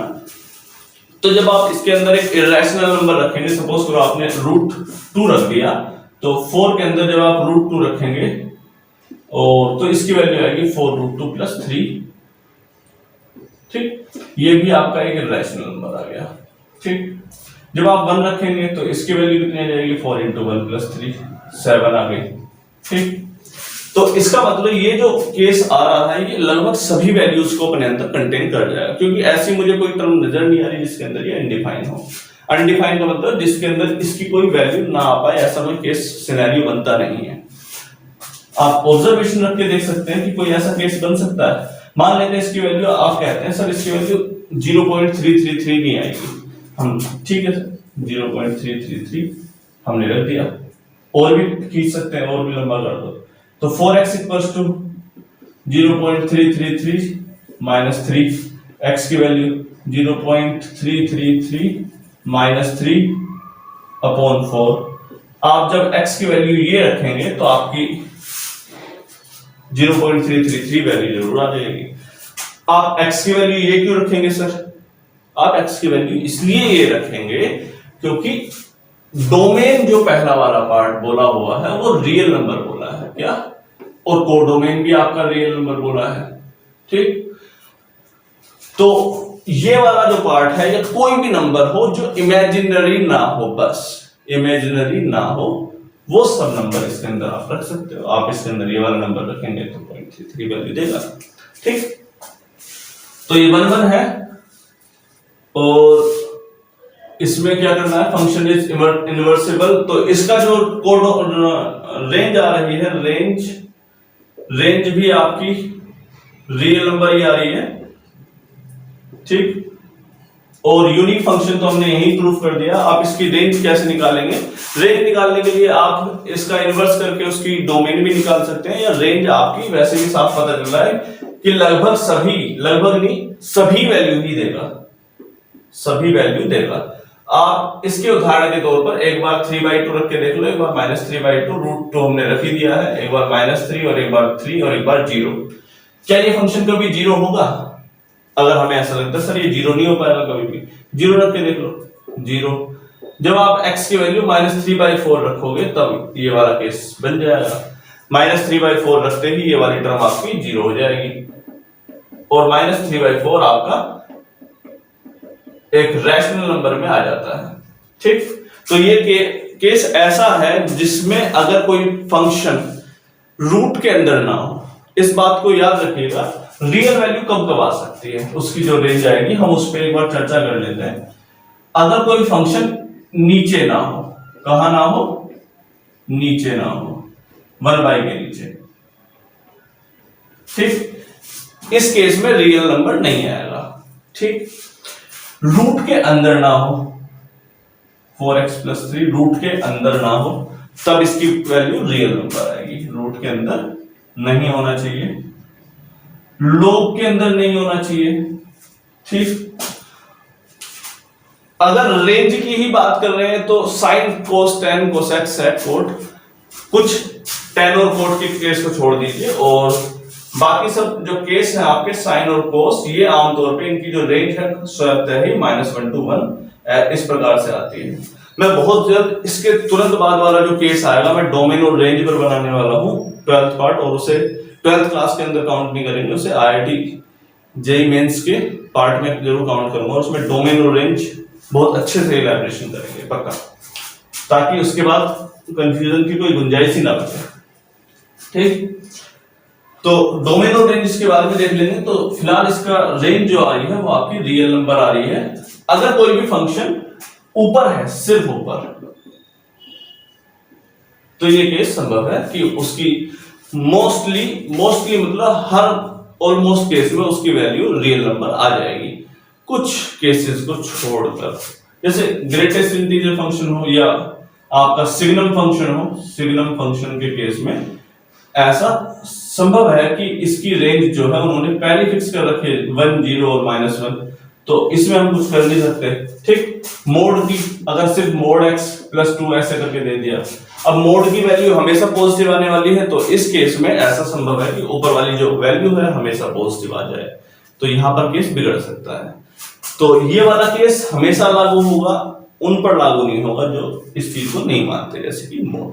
ठीक, तो रेंज का केस आपका क्लियर हो गया। रेंज है आपके रियल नंबर और कोडोमेन है आपका रियल नंबर, जो कि आपका यहां दिया हुआ है, तो ये फंक्शन ऑन टू भी हो गया। तो 1 1 और ऑन टू होने के पश्चात हम आगे चलते हैं। इसका इनवर्सिबल हो गया है फंक्शन, और फंक्शन इनवर्सिबल होते ही हमें क्या करना है, इनवर्स निकालने के लिए बोला है। तो फंक्शन fx = 4x + 3, और fx को लिखते हैं y 4x + 3, फिर लिखते हैं y की टर्म में x को लेके आते हैं, और x आ गया आपका y - 3/x 4। ठीक, ये केस बना, और फिर x को ट्रांसफर कर देते हैं f इनवर्स x से, और y को लिख देते हैं x। यही आपका केस बनता है। x को लिख दिया f इनवर्स x और y को लिख दिया x - 3/4, ये आपका इनवर्स ऑफ द फंक्शन आ गया। क्लियर है बेटा? ये टर्म्स आप याद रखेंगे कि आपने x को अलग कर देना है सबसे पहले, 3 को इधर लेकर गए, और x को आपने f इनवर्स x लिख दिया, y को x लिख दिया, ये आपका इनवर्स आ गया। ये वाला केस क्वेश्चन नंबर 7 कंप्लीट होता है बेटा। क्वेश्चन नंबर 8 की तरफ चलते हैं।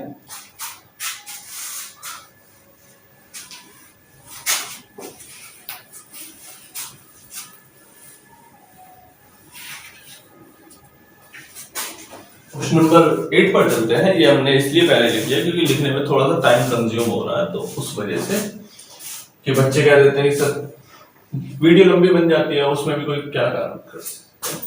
तो इसका डोमेन लिख लीजिए। डोमेन है आपका आर प्लस, और डोमेन आर प्लस का मतलब ये आपकी स्टार्टिंग हो जाएगी 0 से लेकर इनफाइनाइट तक, और इनफाइनाइट पे हम ऐसे ब्रैकेट ओपन रखते हैं 1 2 3 4, और इसके अलावा क्योंकि रियल नंबर है तो रियल नंबर में आपके √2 √3 √4 ये टर्म भी आपके आ जाएंगी, और 1/2 1/3 1/4 3/5 4/7 ऐसे टर्म्स भी आपके आ जाएंगे।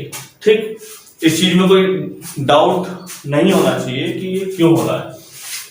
फिलहाल इसका फंक्शन है, आप कैसे भी सोल्व कर सकते हैं इसे। 1 1 और ऑन टू दोनों प्रूफ करना है क्योंकि इनवर्सिबल फंक्शन है, और इनवर्सिबल फंक्शन प्रूफ करने के लिए आप चाहें तो fx1 = fx2 करके कर सकते हैं, या एक बार वैल्यू रख के भी देख सकते हैं।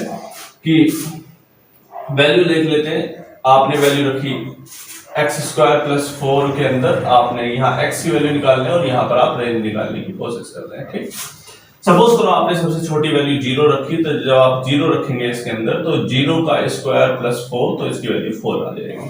ठीक, जब आप 1 रखेंगे तो 1 के केस में इसकी जो वैल्यू आ जाएगी 1 का स्क्वायर + 4 5 आ जाएगा। अब आप बोलेंगे सर 1 का स्क्वायर + 4 5 तो आ गया, और ये 4 के 5 4 और 5 के बीच वाली टर्म्स का क्या होगा, जो कि 4.2 होंगी 4.3 होंगी 4.5 होंगी। तो जब आप 0 और 1 के बीच वाली कोई टर्म रखेंगे, जैसे कि आपने रखा 0.5, तो जब आप 0.5 या 0.25 का स्क्वायर + 4 रखेंगे 25 5 पंजे 25, तो ये वैल्यू आ जाएगी 4.25। तो इसमें जो टर्म है 4.25 वो भी आएगी। ऐसा मत सोचिएगा कि 4.25 नहीं आएगी। याद रखेंगे ये जो वैल्यूज आ रही हैं ये कुछ इस प्रकार का ब्रैकेट है, और ये वाला ब्रैकेट आपका कोडोमेन को दिखाता है। इधर वाला ये है तो हमने बहुत बार बता दिया है कोडोमेन को, और इन सब के बीच की भी वैल्यूज लेकर के चलता है। ऐसा नहीं कि 4 से इनफाइनाइट दे दिया तो सिर्फ 4 5 6 7। अरे बीच वाली टर्म का क्या दोष है जो बीच में दिखाई नहीं देती है। 4.1 4.2 वो भी आएंगी, है ना। अब आप कहेंगे सर जब आपने 4 ये रखा, कहा गया 4 5, तो क्या और वैल्यूज का क्या होगा जब आप √2 रखेंगे, तो √2 के केस में क्या हो जाएगा, √2 के केस में हो जाएगा √2 का स्क्वायर + 4 2 + 4 6 आ गया, 6 भी आ गया। लेकिन अगर मैं 2 सीधे 2 रख देता 1 के बाद, तो 1 के बाद 2 रखा जैसे मैंने, तो 2 का स्क्वायर + 4 2 दूनी 4 और 4 8, कितनी वैल्यू हो जाती आपकी 8 वैल्यू आती जब आप x की वैल्यू 2 रख रहे हैं तब। तो 5 के बाद सीधा 8 दिखाई देता आपको। 6 और 7 का आगे 6 और 7 भी आने हैं, ये बस सोच के चलिएगा 6 और 7 नहीं आएंगे। जब आप √3 रखेंगे तब क्या होगा, जब आप x की वैल्यू √3 का स्क्वायर + 4 करेंगे तो 3 + 4 7 भी आपका यहाँ पर जरूर दिखाई देगा आपको। ठीक, तो यहां से हालांकि हमें ऑन टू भी दिखाई दे रहा है, 1 1 भी एक ही बारे में दिखाई दे रहा है। तो एक तो ये केस हो गया कि आपका यूनिक सॉल्यूशन है, एवरी एलिमेंट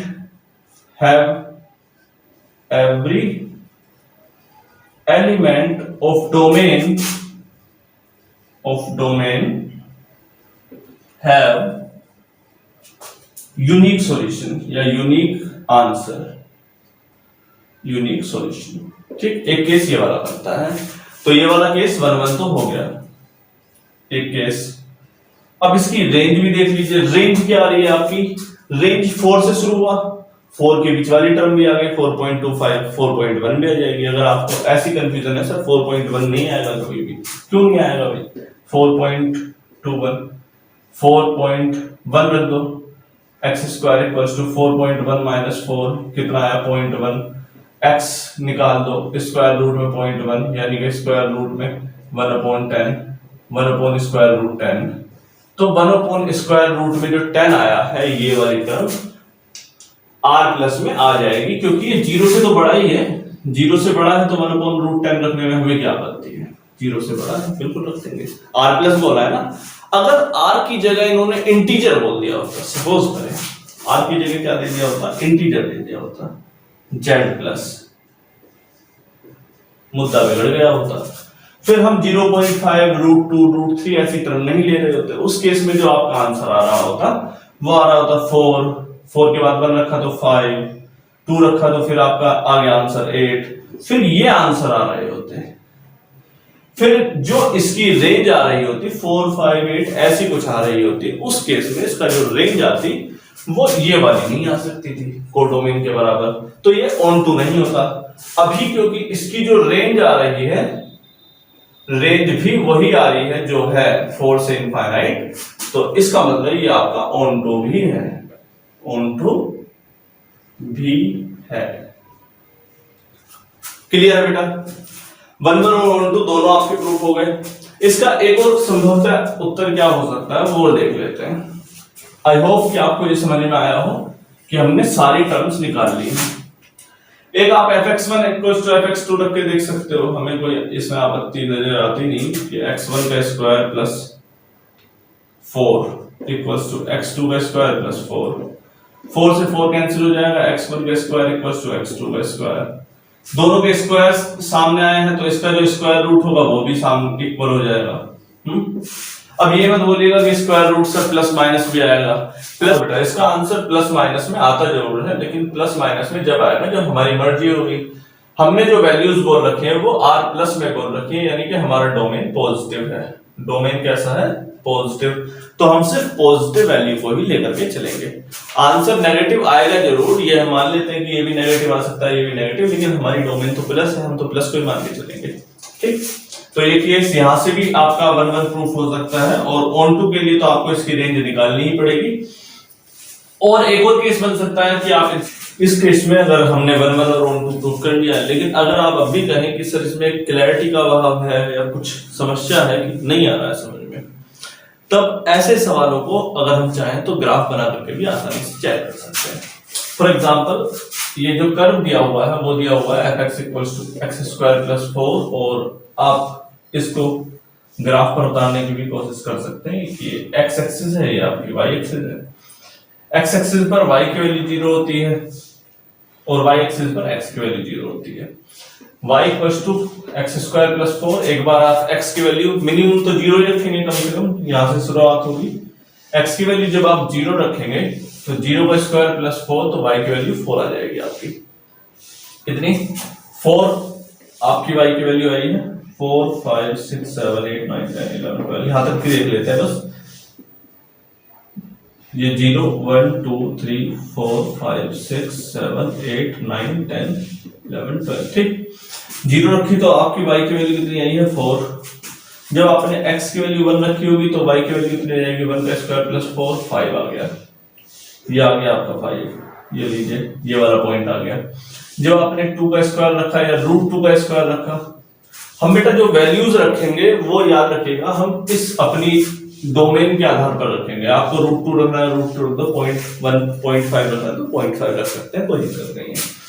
√2 का स्क्वायर प्लस 4 रखा, 6 आ गया। √2 का स्क्वायर 2 + 4 6, ये केस बन जाता है, ठीक। लेकिन ये 2 नहीं है, ये 1.14414 है, यहाँ पर 2 आएगा। जब आपने 2 रखा तो 2 का स्क्वायर प्लस 4 8 आ गया आपका। कहां पर? ये वाली टर्म आपकी 8 यहां पर दिखाई दे रही है। तो मुझे कर्व कुछ इस प्रकार से जाता हुआ दिखाई दे रहा है इसके डोमेन के अंदर में, ठीक। अब जब कर्व खिंच जाए उसके बाद क्या करना है? उसके बाद सिर्फ एक हॉरिजॉन्टल लाइन खींचनी है उसकी डोमेन के अंतर्गत। डोमेन के अंतर्गत हमने एक हॉरिजॉन्टल लाइन खींची। इस कर्व को देख लो, इस कर्व पर कितनी जगह काट रही है ये हॉरिजॉन्टल लाइन? सिर्फ एक जगह ही काट रही है, सिर्फ एक जगह पर ही कट कर रही है।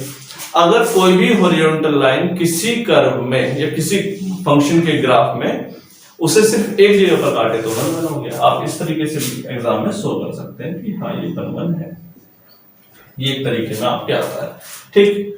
तो एक फंक्शन हो गया 1 1, और इसका बस इनवर्स और निकालना बाकी रह गया, और निकाल लेते हैं बस जल्दी से। ये केस समाप्त होता है आपका। देख लीजिए इनवर्स ऑफ द फंक्शन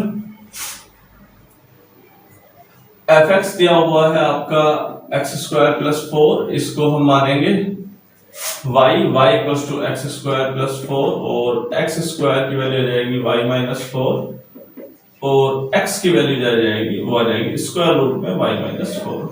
अब आप ये नहीं बोलेंगे कि प्लस माइनस हम इसलिए नहीं लेके चलेंगे क्योंकि हमारी जो डोमेन है वो पॉजिटिव है, तो पॉजिटिव ही रहने वाली है। ओके, तो आपकी x की वैल्यू आ गई है, तो x को हम शिफ्ट कर देते हैं f इनवर्स x से, तो f इनवर्स x और y को शिफ्ट कर देते हैं हम x से, तो रूट x माइनस 4 ये आपका f इनवर्स x आ गया, इनवर्स जो कि आपको निकालना होता है। इन्होंने f इनवर्स y करके लिख दिया है, उसमें भी कोई दिक्कत नहीं है। अगर ये इनवर्स y में लिखना चाहते हैं तो आप इसे f inverse y equals to root y minus 4 भी कह सकते हैं। ठीक, क्योंकि हमें टर्म तो लगभग सेम एक जैसी ही लानी है।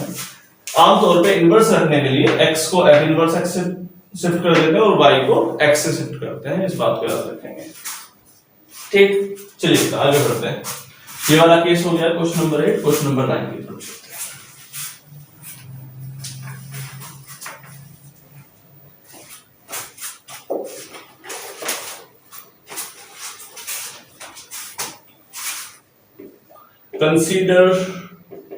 Consider function r plus, again r plus आ गया आपका, और -5 टू इनफाइनाइट बोला है, given bye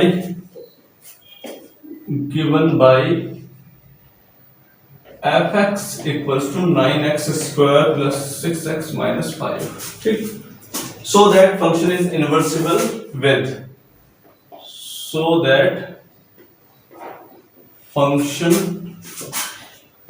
is inversible with f inverse y equals to root y plus 6 minus 1 upon 3। ठीक,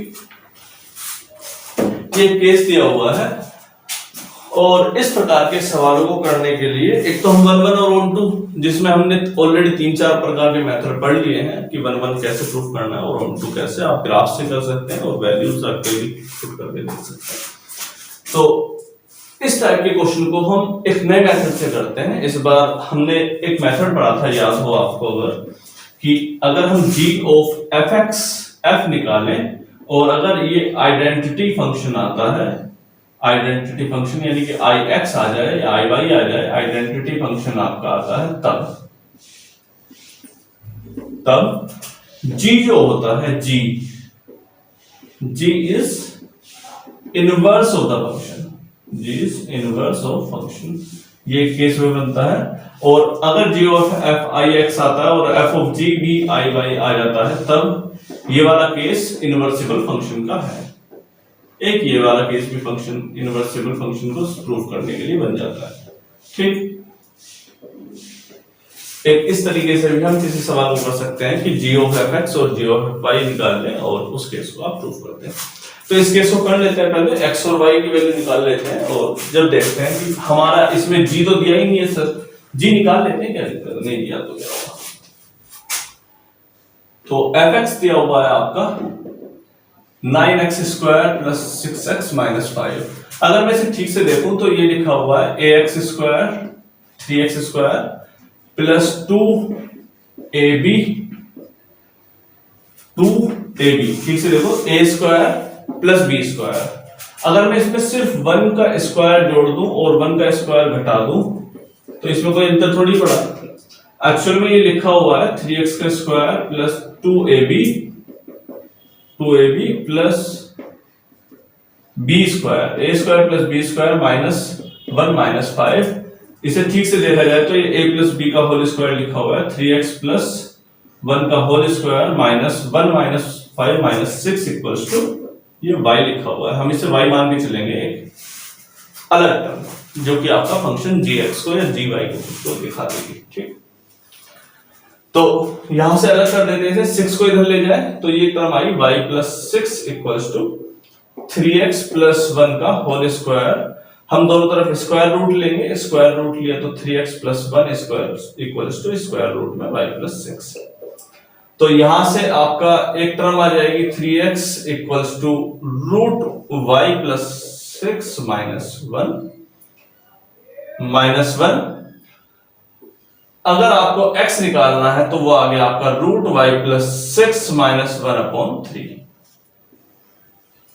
ये एक फंक्शन आपका आ गया। अब ये मत बोलिएगा कि ये आपका सर आपने तो इनवर्स पहले ही निकाल दिया। इनवर्स नहीं है, ये एक gx फंक्शन क्या है। आपने fx फंक्शन बोला था, हमने gx निकाल दिया। fx फंक्शन आपका ये वाला था, कौन सा था, ये वाला। ये आपका fx फंक्शन को दिखा रहा है और उसमें बोल देते हैं gx। क्या बोलेंगे इसे, gx। एक फंक्शन आ गया आपका ये वाला और एक आपका फंक्शन आ गया ये वाला, ठीक। तो आपके पास दो फंक्शन आ गए। इसे हम दोबारा से लिखने की कोशिश करते हैं, यहां पर लिख देते हैं ऊपर, बाकी सब टर्म्स को हटा दीजिए। आप fx को इस प्रकार से भी लिख सकते हैं जैसे ये लिखा हुआ है 3x + 1 का होल स्क्वायर -6 और एक gx आपने एक टर्म और निकाल ली रूट y + 6 -1/3। ये आपका एक केस बन गया, ठीक। इस बार इसे हम जैसे बाकी सब केसेस को करते हैं वैसे नहीं करने वाले, इस बार थोड़ा सा अलग करके देखते हैं, है ना। एक बार हम g of fx निकाल लेते हैं, एक बार f of gx निकाल लेते हैं। चलिए g of f निकालेंगे और g of f मतलब g of fx यानी कि g of fx और g के अंदर जहां पर भी x होगा वहां पर fx की वैल्यू आ जाएगी। g के अंदर कौन सी वैल्यू आ जाएगी, 3x + 1 का होल स्क्वायर -6 और g क्या है, g आपका ये वाली टर्म है तो इसके अंदर रख देते हैं। चलिए इसके अंदर वैल्यूज रख देते हैं। y की जगह पर क्या आ जाएगा, 3x + 1 का होल स्क्वायर -6 और यहां पर एक ऑलरेडी 6 यहां पर लगा हुआ है तो इस 6 को भी लेके चलेंगे -1/3। यहां पर क्या हुआ, इस 6 से ये वाला 6 कैंसिल हो गया। जब इसे और आगे बढ़ाएंगे तो इस स्क्वायर रूट से ये वाला स्क्वायर रूट भी कैंसिल हो जाएगा। अंदर क्या बचा आपका 3x + 1 और यहां वाला एक -1 अपॉन ये बेटा स्क्वायर रूट से स्क्वायर कट गया तो बस 3x + 1 ही बाहर आ गया अपॉन 3। 1 to 1 कैंसिल हो गया, क्या बचा 3x/3 यानी कि आपका x। कितना आसान है। आपका जो g of f आपने निकाला या g of fx जो आपने निकाला वो आपका आ गया x। एक आइडेंटिटी फंक्शन दिखाई दे रहा है, क्लियर है। ये चीज आपको समझ में आनी चाहिए। हमने fx की वैल्यू इसके अंदर पुट कर दी। एक बार इसका रिवर्स करके देख लो, f of gx करके देख लो। चलिए f of gx और करके देख लेते हैं, इसे हटा देते हैं। ये चीज क्लियर है। चलिए हमारे पास और क्या टर्म आ गई, एक टर्म ये आ गई कि g of fx जो आया वो आपका आया x। एक बार f of gx निकाल लेते हैं और f of gx जब हम निकालेंगे या f of gx की जगह f of gx, f के अंदर gx की वैल्यू रखेंगे और gx की वैल्यू कितनी है, रूट y + 6 -1/3। ये सारी वैल्यू इसकी जगह पर रखी जाएंगी, किसकी जगह पर, x की जगह पर रखी जाएंगी। तो रखते हैं और ये वैल्यू आएगी आपकी 3 × x की जगह पर आएगा y + 6 -1/3 + 1 और इस पूरी टर्म का स्क्वायर -6, ठीक। अब इस टर्म को अगर आप ठीक से देखते हैं 3 से 3 कैंसिल हो जाएगा और यहां पर क्या बचा ब्रैकेट के अंदर, रूट y + 6 -1 + 1 का होल स्क्वायर -6। 1 से वाला 1 कैंसिल हो गया। ये वाली टर्म क्या आई आपकी, रूट y + 6 का होल स्क्वायर -6। अगर इसे बाहर निकालेंगे तो आपका बचेगा y + 6 -6 तो 6 to 6 कैंसिल हो गया, क्या बचा y। यानी कि f of g x जो आपका आया f of g वो आपका आ गया y आ गया। क्या आया ये y। तो ये दोनों केस आपके बन गए और दोनों आपके आइडेंटिटी फंक्शन बन गए। और आइडेंटिटी फंक्शन जब ये बन गए तो हमने बोला कि एक ही केस में संभव है जब ये दोनों केस कैसे हो आपके 1 1 और on to दोनों कैसे हो 1 1 और on to हो तब ये संभव है। तो इसका इनवर्स क्या आ जाएगा, इसका इनवर्स g ही आ जाएगा। इसका इनवर्स क्या आ जाएगा, g ही इसका इनवर्स आ जाएगा। g will be inverse of f और g इनवर्स क्या था आपका, g आपका ये था, ये आपका f इनवर्स आ गया, f इनवर्स x जो कि आपका रूट y + 6 -1/3 जो आप कहना चाहते हैं। ठीक, क्लियर? कितना आ गया, √y + 6 -1/3, ये आपका इनवर्स आ गया है और ये वाला केस हो भी गया है। हमने इसमें क्या किया है, पहले हम क्या करते थे कि पहले 1 प्रूफ किया, फिर ऑन टू प्रूफ किया, फिर इनवर्स निकाला। इस बार हमने एक gx फंक्शन बनाया और gx को yx के fx के साथ कंपोजिशन निकाल करके दोनों को आइडेंटिटी फंक्शन प्रूफ कर दिया, और जब वो आइडेंटिटी फंक्शन प्रूफ हो गया मतलब अपने आप ही 1 ऑन टू हो गया, यानी कि इनवर्सिबल फंक्शन हो गया। अब वो इनवर्सिबल फंक्शन हो गया तो उसका जो g वाला पार्ट है वही आपका इनवर्स हो जाएगा, ये हमने कह दिया। क्लियर है बेटा? ये वाला पार्ट आपको समझ में आना चाहिए और हो भी गया है। चलिए नेक्स्ट केस पर देख लेते हैं, क्वेश्चन नंबर 10 की तरफ चलते हैं। तो ये एक अलग मेथड था थोड़ा सा, जिससे हम ऐसे भी कर सकते हैं, और आप इस प्रकार के सवाल को जिसमें क्वाड्रेटिक इक्वेशन बनी हुई हो तो उसमें ऐसे ही करें, क्योंकि जब आप x² वाली टर्म आ जाएगी, सपोज करो 9x² और 6x जैसी 2 बार x जैसी टर्म आ रही है, तब आप वैल्यू रख रख के परेशान हो जाओगे, तंग हो जाओगे कि यहाँ पर x की वैल्यू रखी, एक बार यहाँ रखी, फिर दोबारा 1 रखोगे, फिर यहाँ पर 1 रखोगे, 2 3 3 √2 √3, और ऐसे केस में आमतौर पर बर्डन आ जाता है उस वैल्यूज को निकालने के आधार पर। ठीक, हम स्टार्ट करने जा रहे हैं क्वेश्चन नंबर 10, और ये दिया हुआ है f(x to y) be an inversible function so that f has a unique inverse, और इसमें एक अच्छी सी हिंट भी दे रखी है नीचे, अगर आपको समझ में आ जाए तो ठीक है।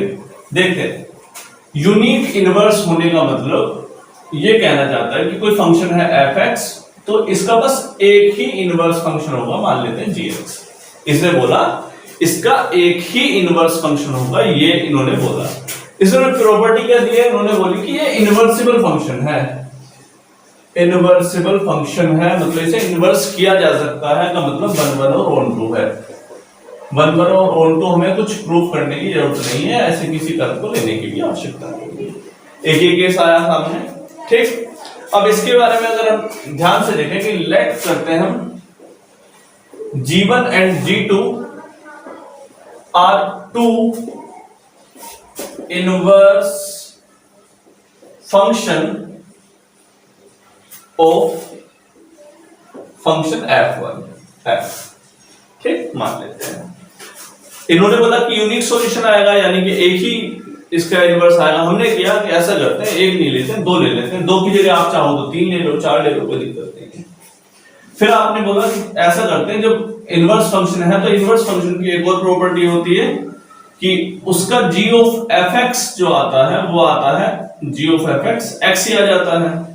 तो अगर ये इसका इनवर्सिबल फंक्शन है, अगर ये f का इनवर्सिबल फंक्शन है, तो g1 ऑफ fx की वैल्यू जो आएगी वो x आएगी, यानी कि आइडेंटिकल फंक्शन आएगा, आइडेंटिकल फंक्शन आएगा।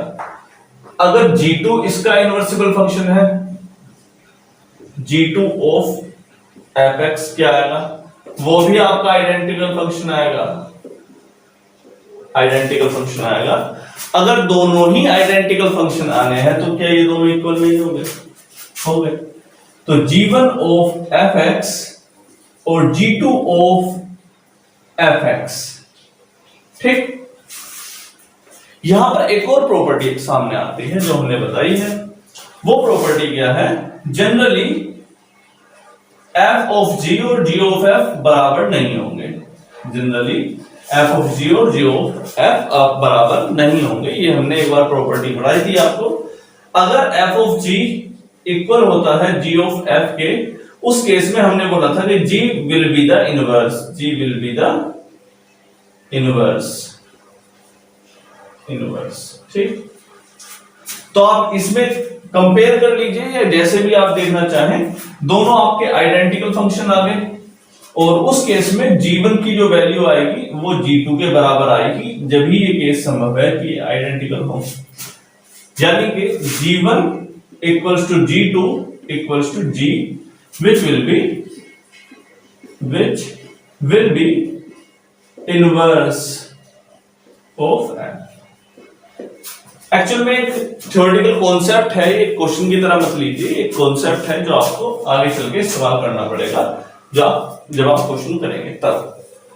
ठीक, क्वेश्चन नंबर 10 कंप्लीट होता है, इतना ही करना था इसमें। क्वेश्चन नंबर 11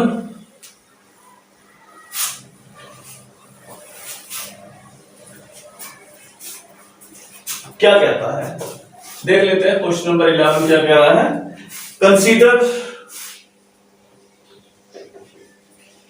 कंसीडर F1 2 3 दिया हुआ है एबीसी के इक्वल। एबीसी के इक्वल मतलब ये डोमेन और रेंज बोले हैं, मतलब F1 2 3 का मतलब ये डोमेन है और ये कोडोमेन है। गिवन बाय बोला है कि F1 equals to A, F2 equals to B और F3 equals to C। Find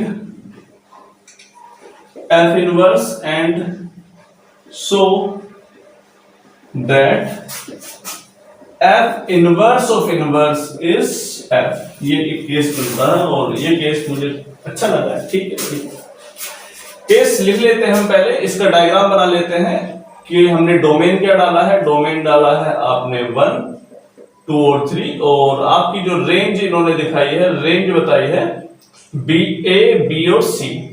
और ये वाला ABC जो दिखा रहा है कोडोमेन को दिखा रहा है। कोडोमेन को दिखाने का मतलब रेंज और कोडोमेन आपकी इक्वल है। यहां से इन्होंने अपने आप ही ये बात कह दी है कि रेंज आपकी कोडोमेन के इक्वल है। इट मेक्स ए सेंस कि it is an onto function also. Onto function है and each element has a unique solution. ये हो गया, ठीक। ये हमारा फंक्शन f है। अगर मैं इसी के केस में आपसे बोलूं कि आप मुझे इसका इनवर्स लिख के दिखाओ, लेट कर लिया आपने, क्या किया, let g will be the inverse of f। अब g इनवर्स होता है f के, तो उस केस में कंडीशन क्या बनती है कि f की जो, सपोज करो f a to b है, ये इसे a मान लेते हैं, इसे कैपिटल B मान लेते हैं, a to b, ठीक।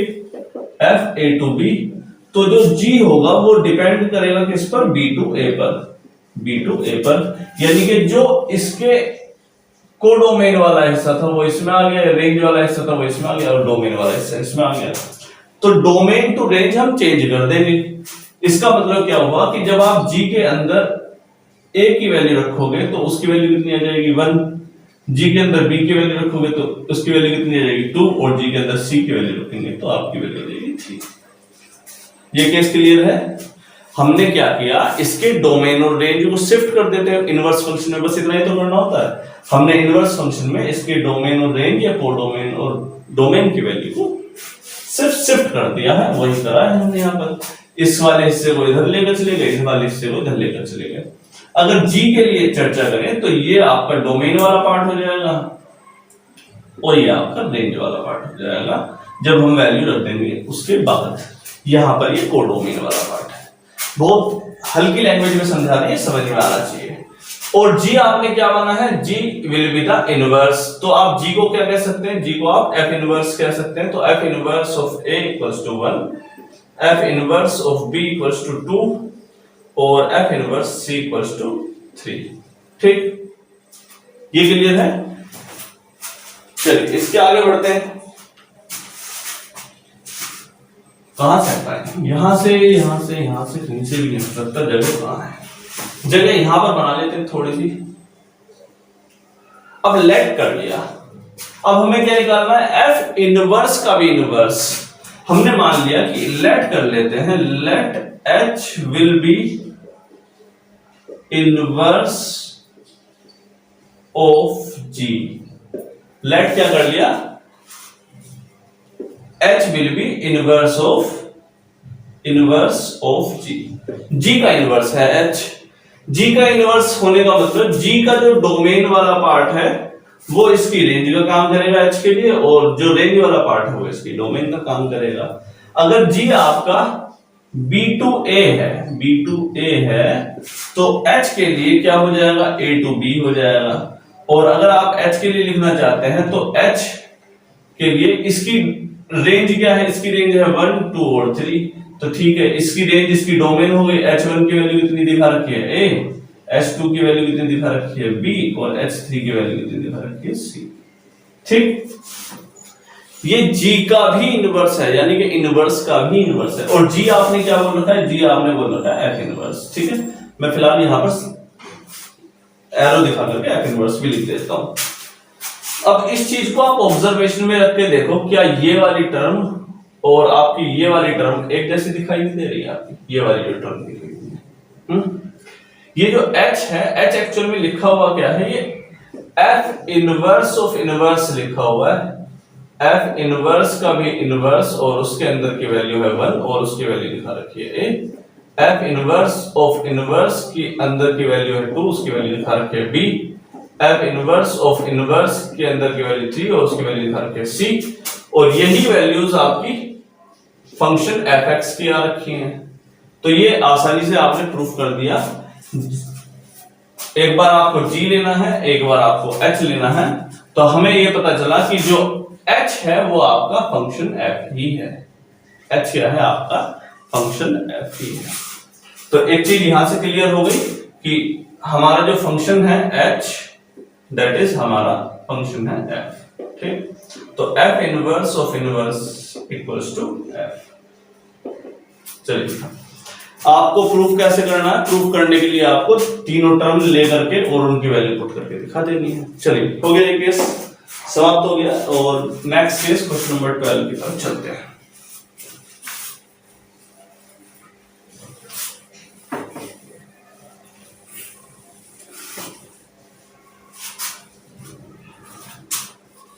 देने वाले हैं और क्वेश्चन नंबर 12 है function f(x to y) is inversible function so that the f inverse of f inverse is f, that is f inverse of inverse is f।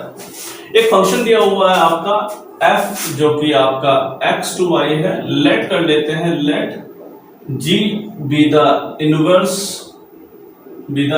of f over, और फिर आप इस चीज को लिख सकते हो g क्या हो जाएगा, y to x, यानी कि इसकी जो कोडोमेन वाला पार्ट है, रेंज वाला पार्ट है, वो इसमें आ जाता है और डोमेन वाला पार्ट रेंज में आ जाता है। अब ये वाला आपने लिख दिया एक फंक्शन जो कि इनवर्स है किसका, f का। अगर आप g को लिखना चाहें तो g को यहां पर कह भी सकते हैं f इनवर्स। ठीक, हम लेट कर लेते हैं, let h be the inverse of g, ये g का इनवर्स है। और आप h को अगर कहना चाहें तो h हो जाएगा आपका x to y। h क्या हो जाएगा आपका x to y, क्योंकि अब इसके कोडोमेन और डोमेन को शिफ्ट करना है, और जो इसका कोडोमेन हो जाएगा वो इसके लिए डोमेन का पार्ट हो जाएगा और डोमेन कोडोमेन का। तो आप h को जो हो जाएगा वो हो जाएगा g इनवर्स के बराबर। और g इनवर्स क्या हो जाएगा, अगर हम यहां से g इनवर्स निकालने की कोशिश करें, वो हो जाएगा f इनवर्स का भी इनवर्स, यानी कि आप इसे f इनवर्स का भी इनवर्स कह सकते हैं। एक ये केस हमारे सामने आया। तो अगर आपको लिखना हो, अगर ये इनवर्सिबल फंक्शन है, इनवर्सिबल फंक्शन का मतलब f ऑफ g या g ऑफ f आप निकालने की कोशिश करें तो उसकी वैल्यू आएगी i। अगर आप h ऑफ g निकालने की कोशिश करें, h ऑफ g यानी कि इसमें चाहे तो आप fx लगा दीजिए और ix लगा दीजिएगा। h ऑफ gx निकालने की कोशिश करें तो वो भी आपका ix ही आएगा। अगर ये दोनों टर्म आपकी इक्वल ही आनी है तो इन दोनों को इक्वल कर दीजिए। h of gf(x) equals to g of fx।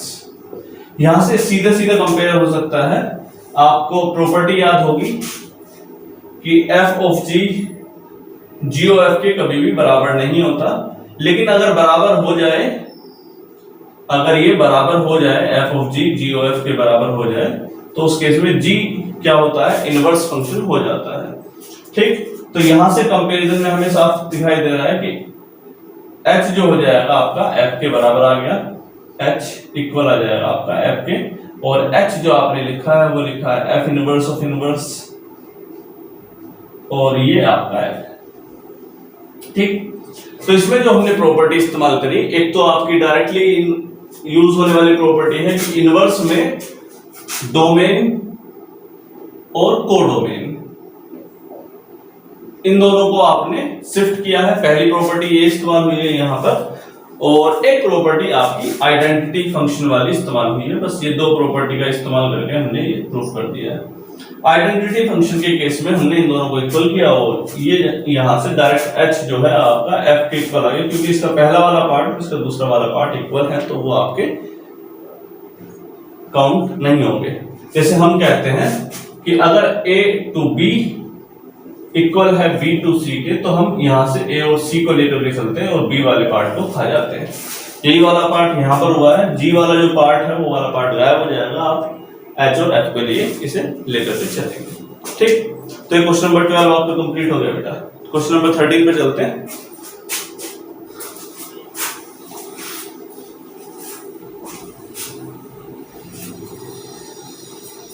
चलिए की तरफ चलते हैं बेटा। क्वेश्चन नंबर 13 है आपका, इफ फंक्शन दिया हुआ है r to r be given by fx equals to 3 minus x की पावर 3 की power 1/3, then f of fx is ये पूछा है। और इसमें इन्होंने चार ऑप्शन भी दिए हुए हैं। चार ऑप्शन को तो बाद में देखेंगे, पहले सोल्व कर लेते हैं, बाद में मिला लेंगे। f of fx निकालना है। f of fx का मतलब f के अंदर की वैल्यू रखेंगे और जहां पर भी आपका x होगा वहां पर शिफ्ट हो जाएगा आपका 3 माइनस x की पावर 3 की पावर 1/3। ठीक, किसके अंदर? फंक्शन fx के अंदर ही। तो फंक्शन fx क्या दिया हुआ है? ये दिया हुआ है, तो वो दिया हुआ है 3 माइनस x की जगह पर क्या शिफ्ट हो जाएगा? 3 माइनस x की पावर 3 की पावर 1/3, और इसके ऊपर भी पावर 3 चढ़ा हुआ है, यानी कि इसके ऊपर भी पावर 3 और ये पूरा होल ब्रैकेट के पावर 1/3। ये एक केस आपका दिखाया गया है। ये चीज क्लियर समझ में आई है? हमने क्या किया है, हमने x को शिफ्ट किया इस वाली टर्म से 3 माइनस x की पावर 3 की पावर 1/3। अगर मैं आपसे बोलूं कि x की पावर 3 लिखो, तो आप बोलोगे इस पूरी टर्म की पावर 3 कर दो सर, इस पूरी टर्म की पावर 3, तो आप इसे बोलोगे 3 माइनस x की पावर 3, और 3 जब यहां पर मल्टीप्लाई हो जाएगा तो 1/3 इंटू 3, और ये टर्म बस x की पावर 3 और 3 से 3 कैंसिल हो गया, पावर 1, तो 3 माइनस x की पावर 3 बच गया। क्या बचा? ये 3 माइनस x की पावर 3। इस चीज को समझ में आया है? तो लिख देते हैं 3 माइनस, इस टर्म से ये वाली पावर कैंसिल हो जाएगी और ये बचेगा 3 माइनस x की पावर 3 और उसकी पावर भी 1/3। और सोल्व करें तो 3 माइनस 3 प्लस x की पावर 3 ब्रैकेट के अंदर प्लस चला जाएगा और पावर 1/3, 3 से 3 कैंसिल हो गया, बचा क्या? x की पावर 3 की पावर 1/3 और x की पावर 3 इंटू 1/3 और 3 तो 3 कैंसिल हुआ, x की पावर 1, यानी कि x आपका आंसर आ गया। x क्या है आपका? यहाँ पर आंसर आ गया। इसके ऑप्शन देख लीजिएगा, और ऑप्शन में इसका ऑप्शन नंबर सी इसका आपका आंसर हो जाएगा। ठीक, नेक्स्ट केस क्वेश्चन नंबर 14 पर चलते हैं, जो कि आपका आई होप इस एक्सरसाइज का लास्ट केस है।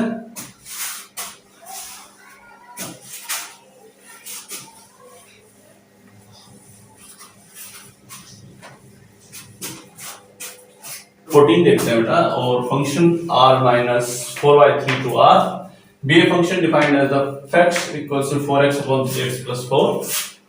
The inverse of the function is the map g range of the f r minus 4/3। ठीक, कुछ इस प्रकार से दे दिया है और इसका केस देख लेते हैं। ये जो r माइनस 4/3 लिखा हुआ है, ये फंक्शन के डोमेन को दिखा रहा है। ये फंक्शन के डोमेन को दिखा रहा है, कोडोमेन को। ये वाला इनवर्स फंक्शन का जो डोमेन होगा वो रेंज ऑफ द फंक्शन होगी, और ये वाला हिस्सा आपका कोडोमेन को दिखा रहा है। ये चीज आपको समझ में आनी चाहिए। ये जो फंक्शन है सभी जगह डिफाइन हो जाएगा जब ये वाली टर्म 0 हो जाएगी, 3x plus 4 equals to 0, तब 3x equals to -4 और x equals to -4/3। उस कंडीशन में ये जब 0 हो जाएगा तब ये वाली टर्म इनफाइनाइट की तरफ शिफ्ट हो जाएगी और ये अनडिफाइंड केस बन जाएगा। तो इसी वजह से सब रियल वैल्यूज रख सकते हैं, लेकिन -4/3 नहीं रख सकते, इसलिए इन्होंने इसका जो डोमेन बोला वो r -4/3 बोला। इस बात को आप आसानी से समझ सकते हैं नीचे वाले टर्म को 0 के इक्वल रख करके। खैर हम उस चीज पर नहीं जाते, हमें इसका सिर्फ इनवर्स निकालना है। और इनवर्स निकालने के केस में इन्होंने 4 ऑप्शन दिए हुए हैं। हम क्या करते हैं, fx को y मान लेते हैं, y equals to 4x upon 3x plus 4 और cross multiply 3xy plus 4y और equals to 4x।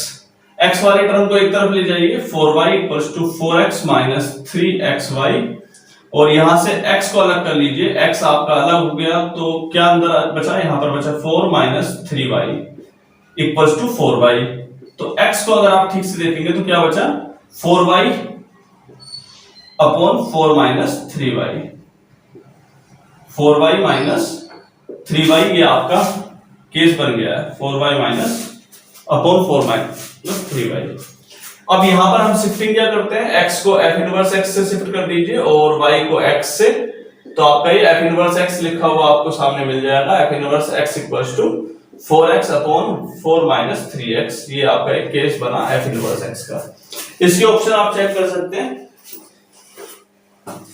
Option number 2 इन्होंने gy करके बोल दिया, f इनवर्स x को gy करके इन्होंने लिख दिया यहां पर gy equals to this term, क्योंकि इन्होंने पहले ही g बोल रखा है। अगर आपको इनवर्स करके लिखना होता है आमतौर पे हम f इनवर्स x करके लिखते हैं, ठीक। तो इन्होंने gy करके लिखा है तो x को इन्होंने शिफ्ट कर दिया है f इनवर्स x की जगह gy से, और gy की वैल्यू आपकी ये वाली आ जाएगी 4y upon 3y 4 minus 3y। तो ऑप्शन नंबर 2 इसका आपका आंसर हो जाएगा। अब इसमें जो इसकी कोडोमेन बोला है, इसकी रेंज बोला है, वो सब तो निकालने के लिए बोला नहीं है, नहीं वैसा कुछ निकालने के लिए नहीं बोला आई थिंक। और वैसे भी अगर आप चाहें तो निकाल सकते हैं इसकी रेंज, ठीक। चलिए केस कंप्लीट होता है बेटा, और इसके बाद हम आपकी नेक्स्ट एक्सरसाइज जो स्टार्ट करेंगे वो करेंगे रिलेशन। आपका कंप्लीट हो गया IIT मेंस का भी और 11th का भी और 12th का भी। इसके बाद हम जो फंक्शन वाला पार्ट स्टार्ट करेंगे जेई का IIT, ठीक। पहले उसमें बेसिक वीडियो आएंगी, फिर मेंस की, फिर एडवांस। चलिए।